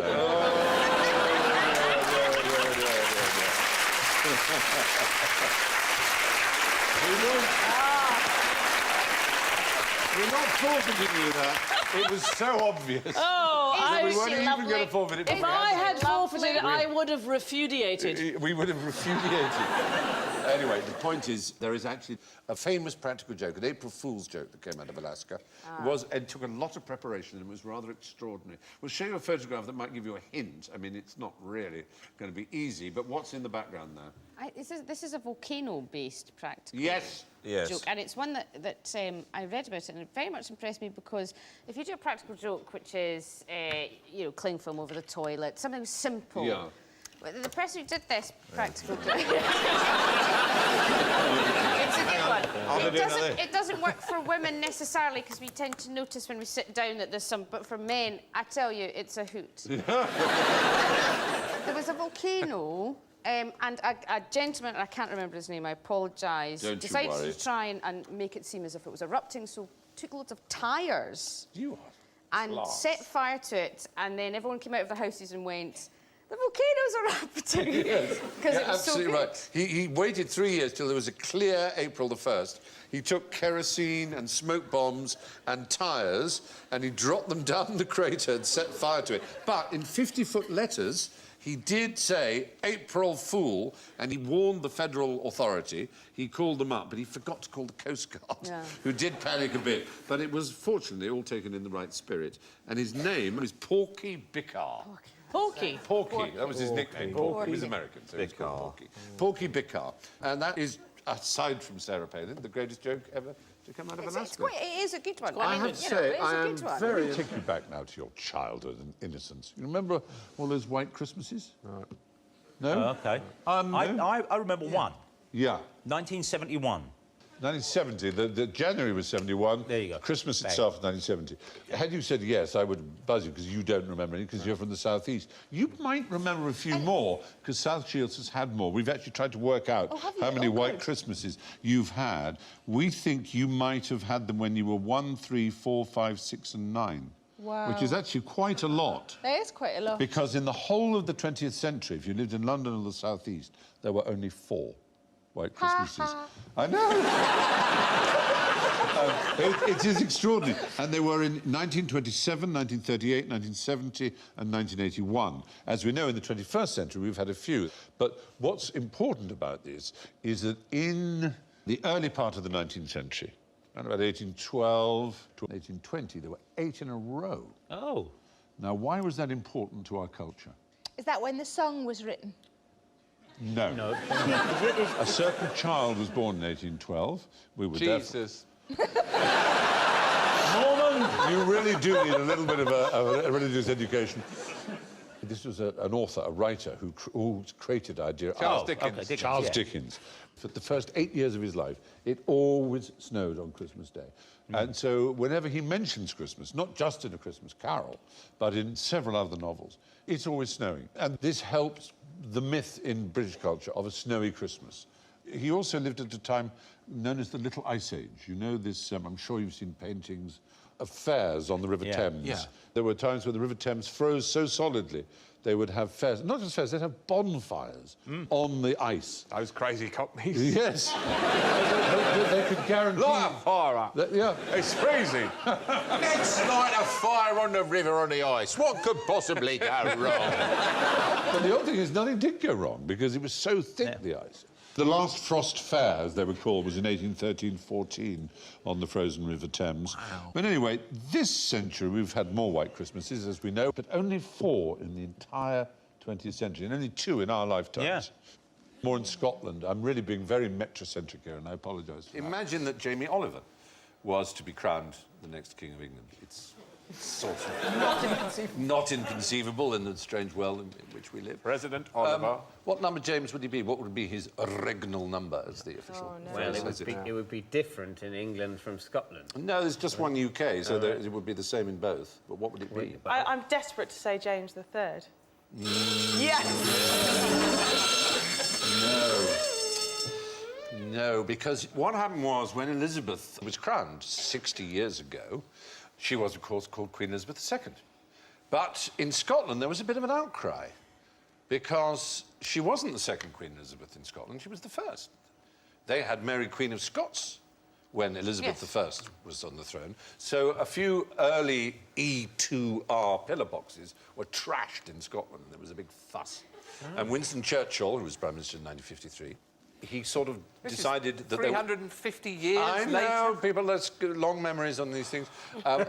So Churchill essentially laid down a convention whereby UK monarchs would be numbered uniformly according to either an English or Scottish reckoning, whichever was higher. So James I of England was James the Sixth of Scotland.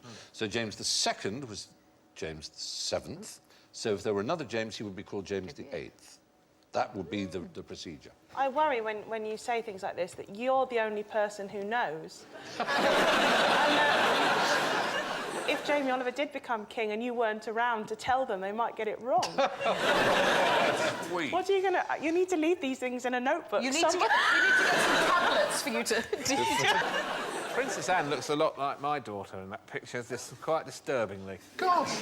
She's very young there, isn't she? I feel sorry for all the other finalists to be queen. The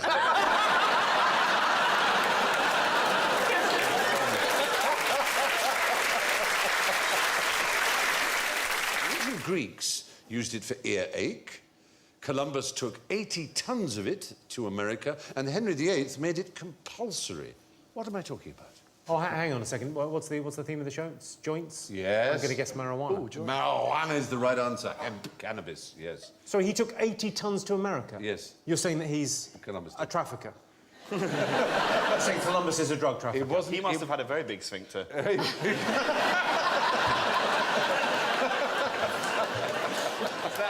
was pretty enormous. Pretty nervous when you got across that one, I would imagine. Well, as you probably know, Cannabis plant is also used for the creation of hemp and ropes. He had tons of it just on his ship alone, of rope made from hemp. And also it was made under King James, it was made compulsory for the colonials to grow it and to use it. They mostly wore hemp clothing. And hemp was used as an oil, as a lubricant, and all kinds of things. As you can buy hemp oil now.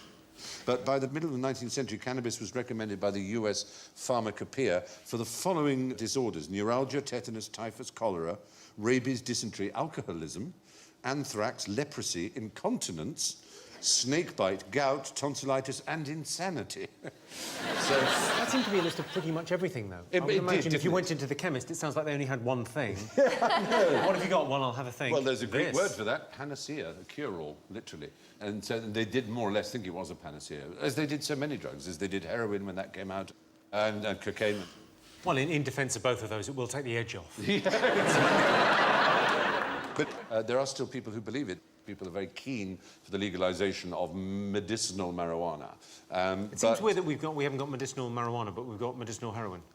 Yes, isn't it? That's kind of an odd quirk, isn't it? Well, I suppose so, except that, of course, there is no real painkiller available except the one that we get from the poppy, which includes morphine and heroin. We just can't make a drug that does the same thing. Mummy's hugs. Mummy's hugs and kisses. Sweetheart. Mummy's hugs. That's so and lovely. Then if they don't work, heroin. Yeah.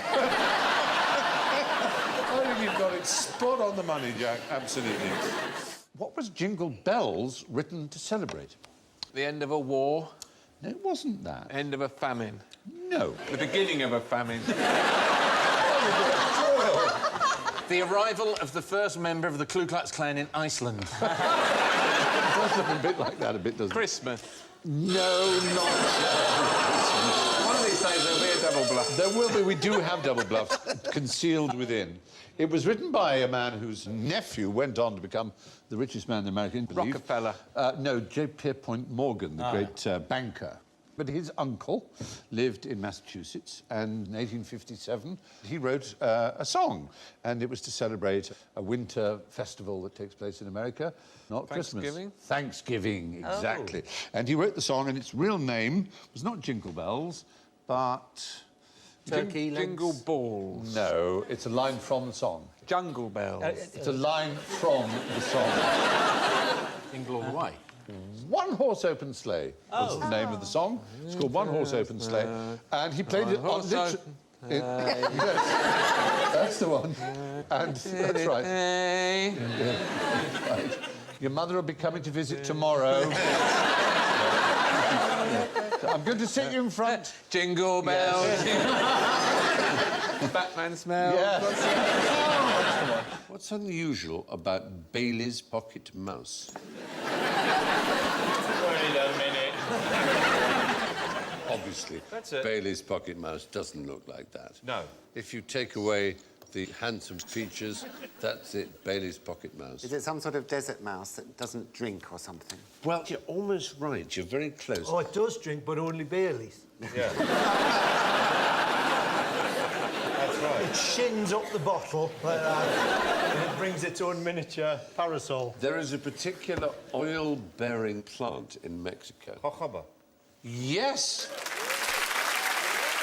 And it was thought for many years that the Bailey's mouse was the only one that could tolerate eating it, because it is basically disgusting to all other animals. So they can survive on shampoo? Well, that's the point, yeah. It has then become a useful oil. Since whaling stopped, it has some of the same properties as whale oil. A lot easier to apprehend. Yeah, than a whale. Exactly. You just get hold of a jojoba plant and it gives off this oil. But very few animals eat it, and very few animals are tolerant of it, because it's a disgusting oil. Well, not if you're a Bailey's mouse, it's not. Exactly. And it was thought to be the only animal that could eat it. And in fact, 3 others have since been discovered that are also capable of surviving. Pete Burns. Jojoba. Pete Burns is one. Sean Ryder is another. And Bez, yeah. Your 3 go-to jojoba guys. As an oil, it's a laxative, and so some people use it as a frying oil, so that when you fry things in it, it just runs through you. So it's just a good way of keeping on the diet. But mostly jojoba is used for Shampoo. Your skin. Your skin, shampoo, cosmetics. Yes. Who was it who made jojoba famous? Connolly. Billy Connolly, exactly, did a famous routine about jojoba. What's that? What the fuck's that? Jojoba? Jojoba? He has a way of repeating words, Billy Connolly, that I remember many years ago, when for the first time he was elected president of Israel, and I got this phone call. Billy Connolly one? No. Hey, I tell you what. Israel, it's a lovely phrased this the place. wrong way, but this particular person had been, and the phone rang, and it was Billy Connolly. He didn't introduce himself. He just went, Benjamin Netanyahu. And I said, what? He said, Benjamin Netanyahu. And I said, sorry, who is this? He went, Benjamin Netanyahu? What's that about? For fuck's sake, Benjamin Netanyahu? And then he put the phone down. I thought, it was Billy Connolly riffing on the name Benjamin Netanyahu. Yeah, and he would have done the same with jojoba. Jojoba. The month before November, that was the joke, wasn't That, exactly. Sometimes Paul O'Grady phones me up and just goes, oh, then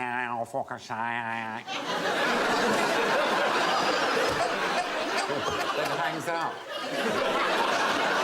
What's that? Get that? No. Stop it. No, don't. Doesn't say no, don't. Doesn't it? No, that's Frankie Howard. Oh, damn. So easily confused. Which reality TV format was invented by Charlemagne's father? There's a picture of Charlemagne. Big Brother? It's not as well as Big Brother. All I will right. give you a clue. Celebrity Big Brother? On Channel 5. I'm a king, get me out of here. That'll cover it. I can tell you it was presented by Dale Winton. Supermarket Sweep? No, Total Wipeout? What else has he done? Oh, yeah, you're pretty good. You're good. Yeah, I know the workings Big of... fan. Yeah. You're good on Dale. Yeah. You probably don't know who Dale Winton is, do you? Chap or lady? Audience,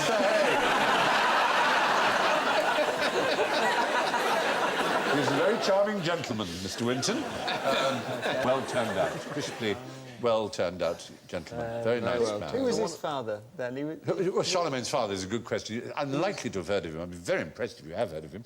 He was Count Pepin the Short, unfortunately. But if you go back to this is even pre-medieval. This is Dark Ages. If you go back to that time, justice was meted out in all kinds of odd ways. And one of the odd ways it was a system of testing, which was called an ordeal. An ordeal. Ordeal. There were various kinds of ordeal. So it's ordeal or no ordeal? Oh, no. If only with Noel Edmonds we were talking about, then that would do. Is he a lady or a man? Is Noel Edmonds? Well, ordeals. This particular ordeal involved two people had a quarrel, and they both had to make the shape of a cross, see, and stay there. I don't know what that's about. Someone said he's got a small penis. Are you a real doctor? It was called Judicium Crucis, the justice of the cross in Latin. And basically, it's a bit like those school punishments where they make you do that, if you ever did that. The one who just dropped his hands first was wrong. And it happened to the Archbishop of Paris with the abbot of Saint Denis. Only they would use champions to do it for them. So they would say, you on my behalf, stand for as long as you can in the cross. And in this case, the Archbishop of Paris won. It's a pity you have to nominate someone, because if you didn't, you could just pick on old people, couldn't you, in those days, did you know that? You could have ordeals by tickling. They genuinely had all kinds of ordeals. Ordeals by water, ordeals by fire, and so on. But there is a car game. Is it that one where you've got to keep your hand on the car? Yeah! Yeah, and then the last one wins it. You see? Yeah. You do know it. Oh, yes, I do. Dale Winton presented, I think on Channel 5, an endurance game show based on a Japanese original called Touch the Truck. That's Dale there. I'd love to watch that. Just loads of people touching a car and then that's it. Yeah. For an hour. For an hour? 81 hours. It's well, because I'd Sky Plus it and fast forward through it. It's basically the last one to give up on touching the truck. But it doesn't do anything, you just stand there. No, you have to touch it. Yeah, it's going 80 mile an hour. That's a game show. You were allowed you were allowed a 10-minute break every 2 hours. and 15 minutes every 6 hours. This is made up, isn't it? No one would... If you fell asleep, you were disqualified, so you had to stay awake. You couldn't just lie on the car with your hand on it, so you had to be consciously touching it. And the idea was the last person left touching it won it. And the winner, you probably want to know all about him, I expect, he won the truck, obviously, and he sold it. In order to raise funds to stand as a political... Arm surgery. No. To stand as a political candidate. He stood for Kingston and Surbiton at the 2001 general election. There was a turnout of 49,093 people, and he secured 54 votes. Wow. We do it in New Zealand. It's a radio show contest. It quite often happens. Yeah, we're probably the last country still doing it. It's the only way you can get your cars back in New Zealand. Doing it on radio sounds even weirder to me, I have to say. They're still touching it? They're still touching it? Do you have to drop it? No, they interview the people who are touching the car. So right. I've got John here. How's it going? Ah, good. I'm still touching it. You know. How many hours now? 7. Anyway, that's it. That's basically a game show inspired by a Dark Ages... endurance test, yeah. Extraordinary. Describe the travel arrangements of the Japanese flying snail. Where is it going? It probably won't travel more than 11 miles, but very fast. Does it drop? Yes, Is it a fall? Yeah, but how would it get up? They haven't got wings, have they, you see? No, they haven't. Flying. They so haven't got wings. But we haven't got wings and we fly. How do we do it? No, in an aeroplane. We get in an aeroplane. We get in some... Oh, I got the answer We get to in a this. conveyance that flies. They hop on a bird or a creature with wings. Yes. A bird. Yeah. They hop... Could have been a bat. Could have been a bat. Yeah. Could have been a bat or a bird. Yeah, or a strange hybrid of bird-bat. They hop onto a creature with the ability to fly. But 11 miles, that's very, very high. It's not the height, it's not the altitude, never mind. They travel... I've got it in my head that they're dropping 11 miles. No. It's not a voluntary act. They get eaten by birds. There are 2 types of birds. On the little island of Hahajima. Hahajima, it's one of the Agasawara Islands, south of Japan, as you can see. And there is the Japanese white-eye and the brown-eyed bulbul, which are 2 types of bird. There they are. Yeah. And they eat this particular snail. Yeah. And about 15% of them survive the process and are excreted out alive. And so they're kind of spreading their genes further around, yeah. Because that seems unlikely. No, it's not. That would be a seriously weighed down... That snail would eat that bird. I'd back the snail. Is the bird on the left, is that a white ring round its eye, or is it just excreted a full-size snail? Whoa! It can be up to between 30 minutes or 2 hours later that it passes through the bird system, as it were, and the bird can fly at about 11 miles per hour. Does the snail go into his own shell, by which I don't mean get a little self-conscious? does he retreat into his shell to take shelter? I should imagine he would. But don't they pick them out of the shell anyway? Don't they get in the... Like you do in a restaurant with a special fork. They've got a special fork. Which is called armor. They've got a special fork. In case you need to find it. An ice cream scoop called Vanessa. Yes. So anyway... What would you call one of those pizza cutters, the roly pizza cutter? Clement. Fair enough. Dave. Well, there you are. Describe the rules on a pirate ship. Rules? Yeah. What sort of rules would they have? Obviously, they've got a captain. Yes. So he's in charge. So I imagine he gets most of the gold and whatever they find. Well, oddly enough, now, there are 2 senior officers, the captain and the quartermaster. And the captain could be vetoed by the quartermaster on all matters except battle. Except rules of engagement when fighting. And they had strong laws. And the quartermaster was, he was about how much they divvied out, including he decided how much the captain got. The captain had no special quarters. He didn't have a, wonderful room such as you imagine in movies.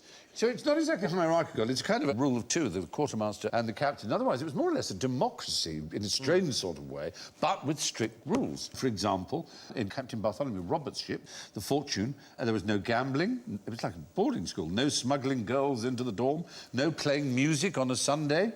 And lights out at 8 o'clock sharp in the evening. It's rubbish being a pirate. I know. That's not quite what you imagine. My dad, the captain. That's rubbish. Where are you going to smuggle these girls from, anyway? That's true. Do you rescue one from the sea? No. when it came to women aboard, the articles of Captain George Lowther, who was a famous pirate of his day, said, if at any time you meet with a prudent woman, that man that offers to meddle with her, without her consent, shall suffer present death.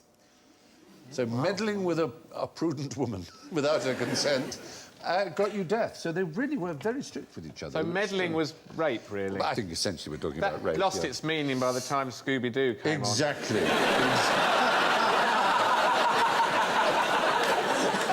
Why you pesky kids haven't meddled? Notorious gang rapists. That's just terrible. I'm ashamed of you.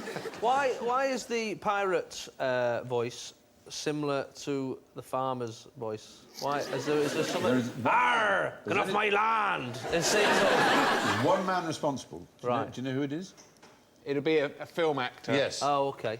In Treasure Island? He played in a great performance of Treasure Island. And in fact, Tony Hancock, the great comedian, he first started out as an impersonator of this actor. Lawton? No, not quite as well known as Lawton. In his own day, he was very, very well known, but now less well known. Anybody? Someone we've mentioned on QI before. Hang on a minute. The chances of Alan remembering it are...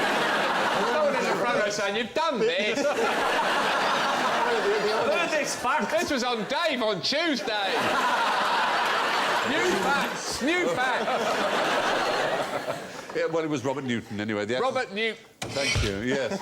Robert Newton. Robert Newton is the right answer, but it doesn't count because we've had it before. There we are. Prowse almost did that, didn't he, to Darth Vader? He has a West Country accent, didn't he? Yes, and he famously thought that he was going to be used, didn't he? Yes. With his West Country accent, he got redone. I am by your James Earl father. Jones. Very upset.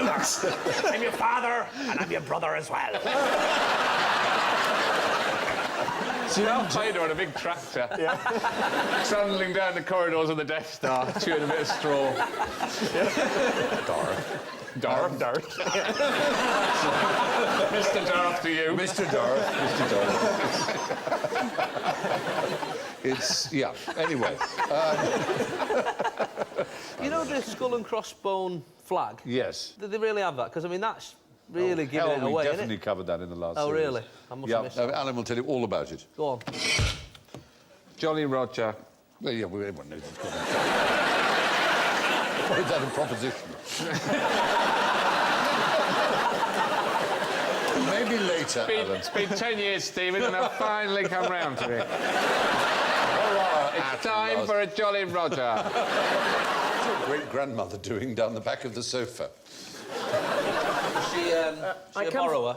Oh, she a borrower? No, I come from a particularly small family, and we lost many various reasons.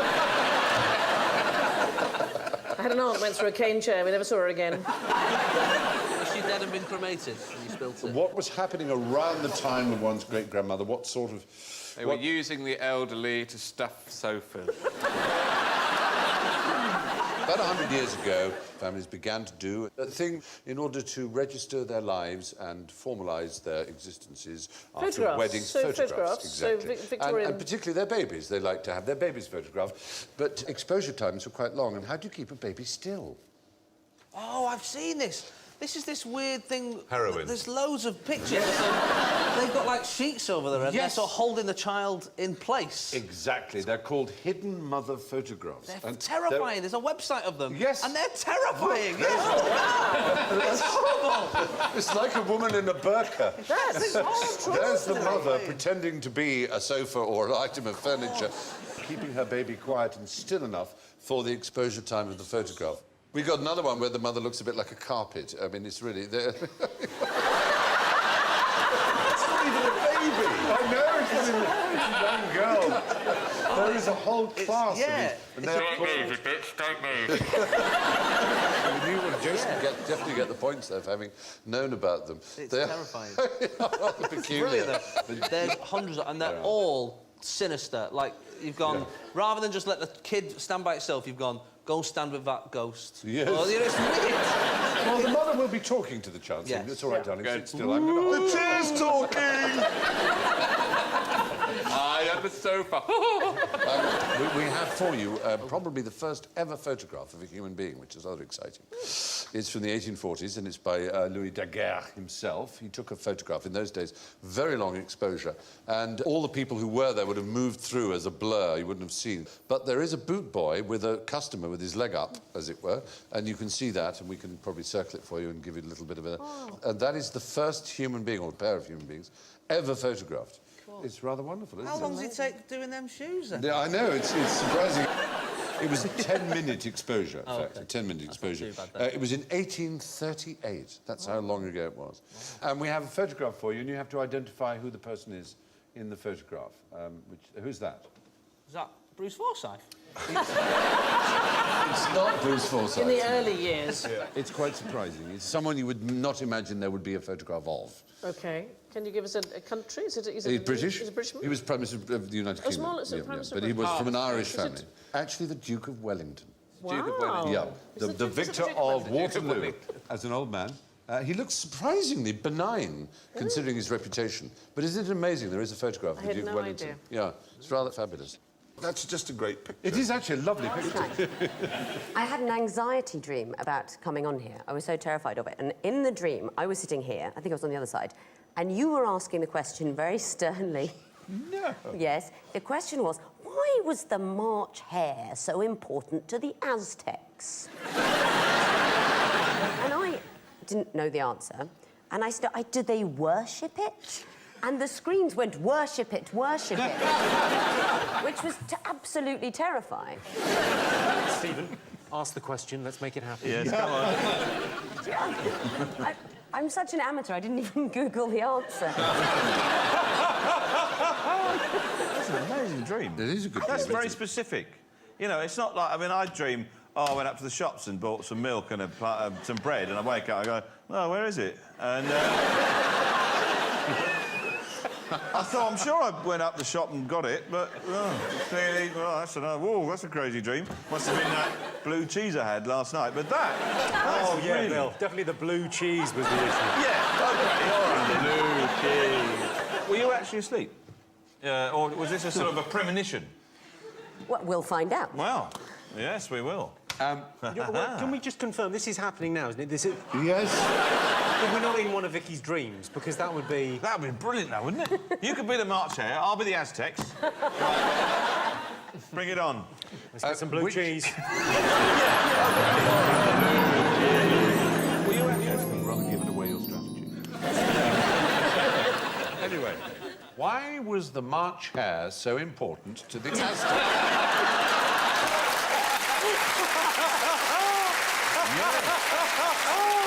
You see? Thing is, Victoria, whatever you dreamt was the answer is the right answer. Yeah. No, but I know the answer isn't, did they worship it? Because... Right.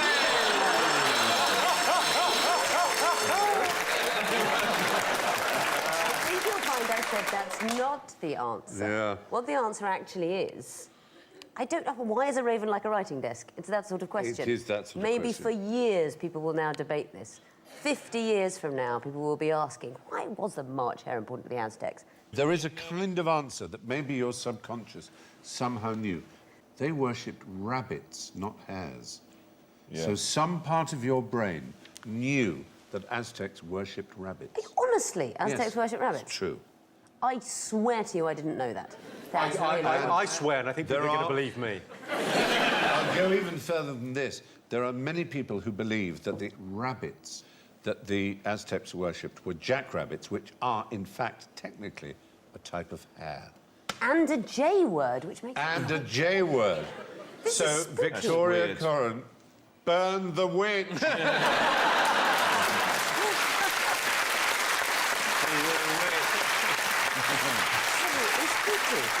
You didn't see that one coming, and yet you did. I dreamt a thing that I didn't think I knew that you say is nearly a fact beginning with J. Yeah. This world is far more mysterious than we give it credit for. Isn't it just a senior moment? The famous volcano near Java, the game... Krakatoa. Krakatoa. Krakatoa. What's the name of the movie? Krakatoa. Krakatoa. East of Java. East of Java, yes. And oddly enough, it's actually west of Java. Oh, west of Java, yes. It is an odd thing, but it was one of the first big Cinerama kind of movies called Krakatoa East of Java. It was just a bizarre lie because it's Krakatoa west of Java. So some producer must have thought, I don't like the sound of west of Java. It's not going to sell. It's not going to sell. What can we do? We can take it north, East south, of Java. east. It's going to be fantastic. So within 10 years, tell me when this great, huge explosion. 1883. 1883? 1882. Right. Ladies and gentlemen, viewers at home, brace yourselves. Oh, hello. The explosion, the great, enormous, gigantic eruption of Krakatoa, was in 1883. I think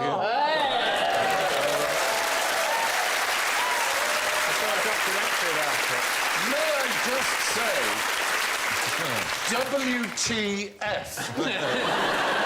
There was a documentary about it on the BBC and they reenacted it. Well remembered, isn't it? I mean, it's not an easily... I mean, not particularly... remember anything. It was the loudest sound, apparently, that has ever existed, or at least as far as we know, certainly within human reckoning. So 4 atomic bombs. It's sort of... No, it was 13 times greater than the Hiroshima bomb. There was 5 cubic miles of rock was spewed into the air, and it was heard 3,000 miles away. You could actually hear it 3,000 miles away, and it... Yes. That's sounded like in Australia. it reverberated around the world, the ripples of it, 7 times. It was a most extraordinary... Wasn't Krakatoa was like the first global event that sort of was the news of which spread around the world. We can see behind us Harper's Weekly. It was a media event for the first time. The island and volcano of Krakatoa, Strait of Sunda, submerged during the late eruption. Yes. When eventually a human party of people arrived at the site, they found one living creature, and I will give you 10 points if you can tell me the species. Was it a spider that they Yes! found? It was a spider.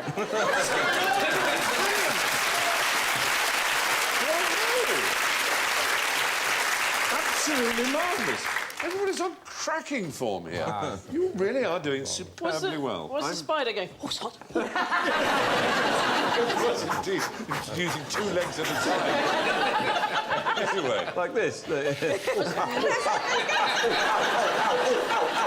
So it was doing the washing up. Yes, it was. The Jane was used by the first man to row the Atlantic to attempt suicide. Jizz. Suicide by jizz. Just on any level.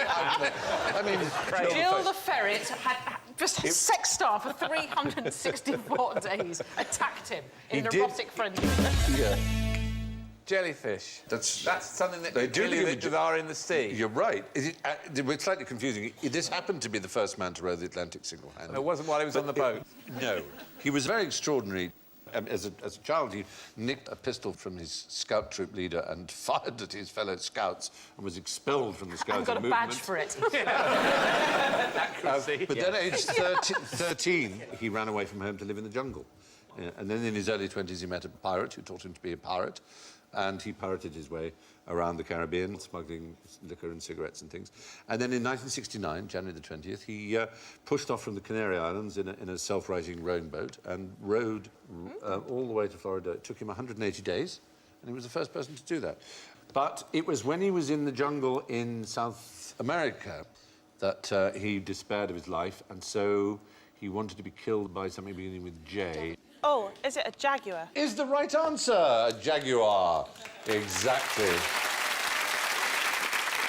So what did he do? Did he go out in a meat skirt and a meat helmet and just wait there in the middle of the jungle waiting Well, in a sense, for he just wound them up all night, like teasing them and taunting them. You look a bit like a cougar, no one could tell the difference. You're a panther. But the awful thing is, he kept a gun by his side in case he changed his mind, and as the jaguar attacked, he did change his mind and shot it dead, and then sold its skin. Right. So it was a bit, frankly, unfair on the jaguar. So he didn't die? So he was just lying. But no, basically lying. But he really wanted to end his life, so he went out and well, he had a gun. Aggravated. Yeah, I know. You also had a spear. I know. If you'd really meant I don't believe this bloke. I'm sorry. I don't know how to kill kill myself, so I'm going to wait here for a big cat to arrive. Sit here winding up Jaguars for days. Yeah, I mean, yeah, he's just doing it for attention. Yes, I think so. The J part of it is that his name is John Fairfax, and if you look up who, you know, the first person to row the Atlantic single-handed was, it was John. Johnny Fairfax. Yes. Anyway, you know how they used to have men with red flags walking in front of cars? Well, yes. Yes. I've heard of such I don't a thing. remember it. Oh! What a trick. Because they never did. They're not? They never did, no. They had a Red Flag Act, which was a little bit earlier, and it meant if you were in a steam... He tricks you now. It doesn't feel like it's a question. A steam It feels bus. like it's in the I conversation. know. Yeah. It was a trap. It was a wicked trap. I'm very ashamed of So myself. nobody ever had to follow a car? I've No. seen a drawing of somebody doing it. The I know Red Flag drawings Act aren't of- necessarily real. I saw a drawing of a unicorn once. Yes, yeah. The Red Flag Act of 1865 required men known as stalkers to walk 60 yards in front of a vehicle. 60 yards? Yes, carrying a red flag. But it lasted Miles in it's back there, it's coming. It lasted in Any minute 1878. So it was only relevant to traction engines and steam buses. From 1878 to 1896, the flag was optional. And in 1896, it was abolished. And by then, there were no more than 80 cars in the UK. So there was never a time when cars were preceded by red flags in the UK. Gérard de Nerval. No, one of them. Gérard de Nerval was a fascinating man. He was. Very much enjoyed As the you way know. you said that. Je suis le veuf. L'un compte. And he also Le ténébreux. famously had a pet lobster, Gérard de Nerval. He did indeed. Who we used to take for walks on a lead. Vite, vite, monsieur! Monsieur Clicky! Stay with it, stay with it, stay with it. Allons-y! Stay with it, because it's good. Non! J'ai fatigué! Non! Allez-y! Tu vas manger quelque chose? L'eau! S'il vous plaît, l'eau! Non. Non, pas de l'eau. Non, de l'artichoke.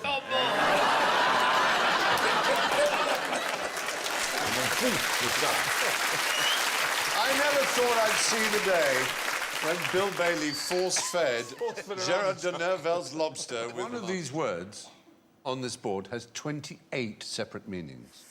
And I'm going to put those meanings up, and you tell me which word it is. Back passage, vagina, penis, jobby... Jollops. Jobby, you think?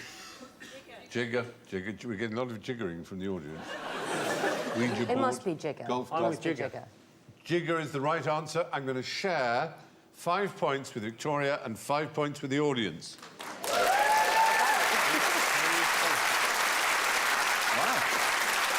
The word jigger has all those definitions. It's a measuring device, a jigger of rum. Yes.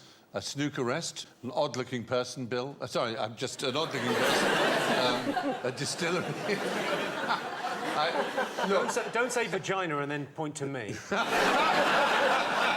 Penis. Again. And woman's coat. That's a nice thingamy. You see Door, that? pulley. People do complain that there aren't any good words for vagina. There's no way of saying it that sounds nice. Jigger is not the answer. I think Twinkle Cave. Twinkle Cave.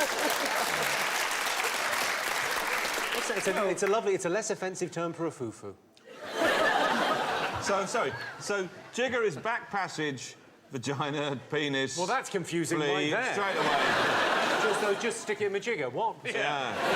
We're going to have to be more You're talking specific. about Jigger 1 or Jigger 2? It's also a golf club, so if you ask your caddy, do you think I should pull my jigger out for this shot? What do you think? Yeah, get your jigger out, rest it on your jigger, stick it in my jigger, mind the jigger. Ouija board. You're at a party and let's all put our fingers together on your jigger. It's moving. Is it doing that by itself or are we making...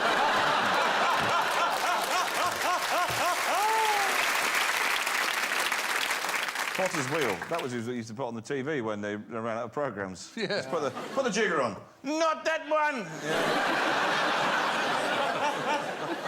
Anyway. Certain A revolving jig. No. Certain words do double duty, certain words do triple duty. Words like... who's this? What are they doing? I thought it would be 10 times as exciting as a swing boat at the fair, but it wasn't. There was no sensation, just a lot of noise and wind. My hair was blown into a tangled mess, which couldn't be combed out for days. The inventor of the hairdryer. Is it Brian May on the latest Thorpe Park ride? Well, we're with a transport experience, and this person was famous for their achievement in it, but the first time they tried it, as they say, they thought they found it horrible, noisy, windy. Amy Johnson is the right answer. Very good. It's the J. It's the J. There she is. It's the J. It's the J. And what was her great feat? She flew the Atlantic. Yeah. No, that was Flew across America. all Cockerbrown. No, she flew from... Flew to the moon. Oh, she flew from Britain to Australia. To Australia? Yeah, it's a heck of a flight. Did she ever come back? Yes, she certainly did. And when she came back, she landed at what was then the sort of London airport, which was Croydon Airport, and there were 200,000 people there to meet her. You're kidding. No, it was a sensation of the age. Was there a car boot sale going on as well? She had a 12-mile parade through London. So she was describing when she first got into an aeroplane and first flew. She hated it, absolutely hated it. But she stuck with it and became obviously incredibly good at it. So, yes, now then, talking of flight, I want you all to do a jolly jape now, which is make a dart, a paper dart, and see the person who can throw it the furthest wins. Talk amongst yourselves. Yeah. There are various kinds you could do. Just try the type you did at school. And obviously, take your time as quickly as you can. The thing is, I'm going to make one in the way we used to make them at school, knowing full that they didn't fly very well. Well, some people were good at it and some people weren't. Interesting to see how well you're doing. Precision engineering. Oops, I've made a hat. I'm going to put little flaps on mine. Is that all right? And a tail. I just had that idea. You seem to be... who's... David, have a go. As far as you can go. Yeah. Not bad. Should you throw or should you pass like a bowler? Yours is great. It's up to you. Look at that. Yours looks great. That looks incredible.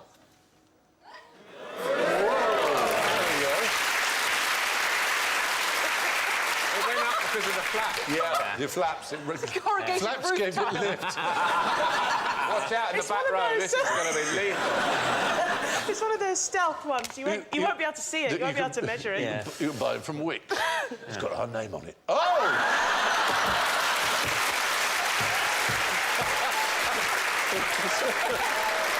A suicide plane. That's impossible. It Was that defies all laws of physics. acrobatics? Sue, your chance for glory. I don't think it's going to happen.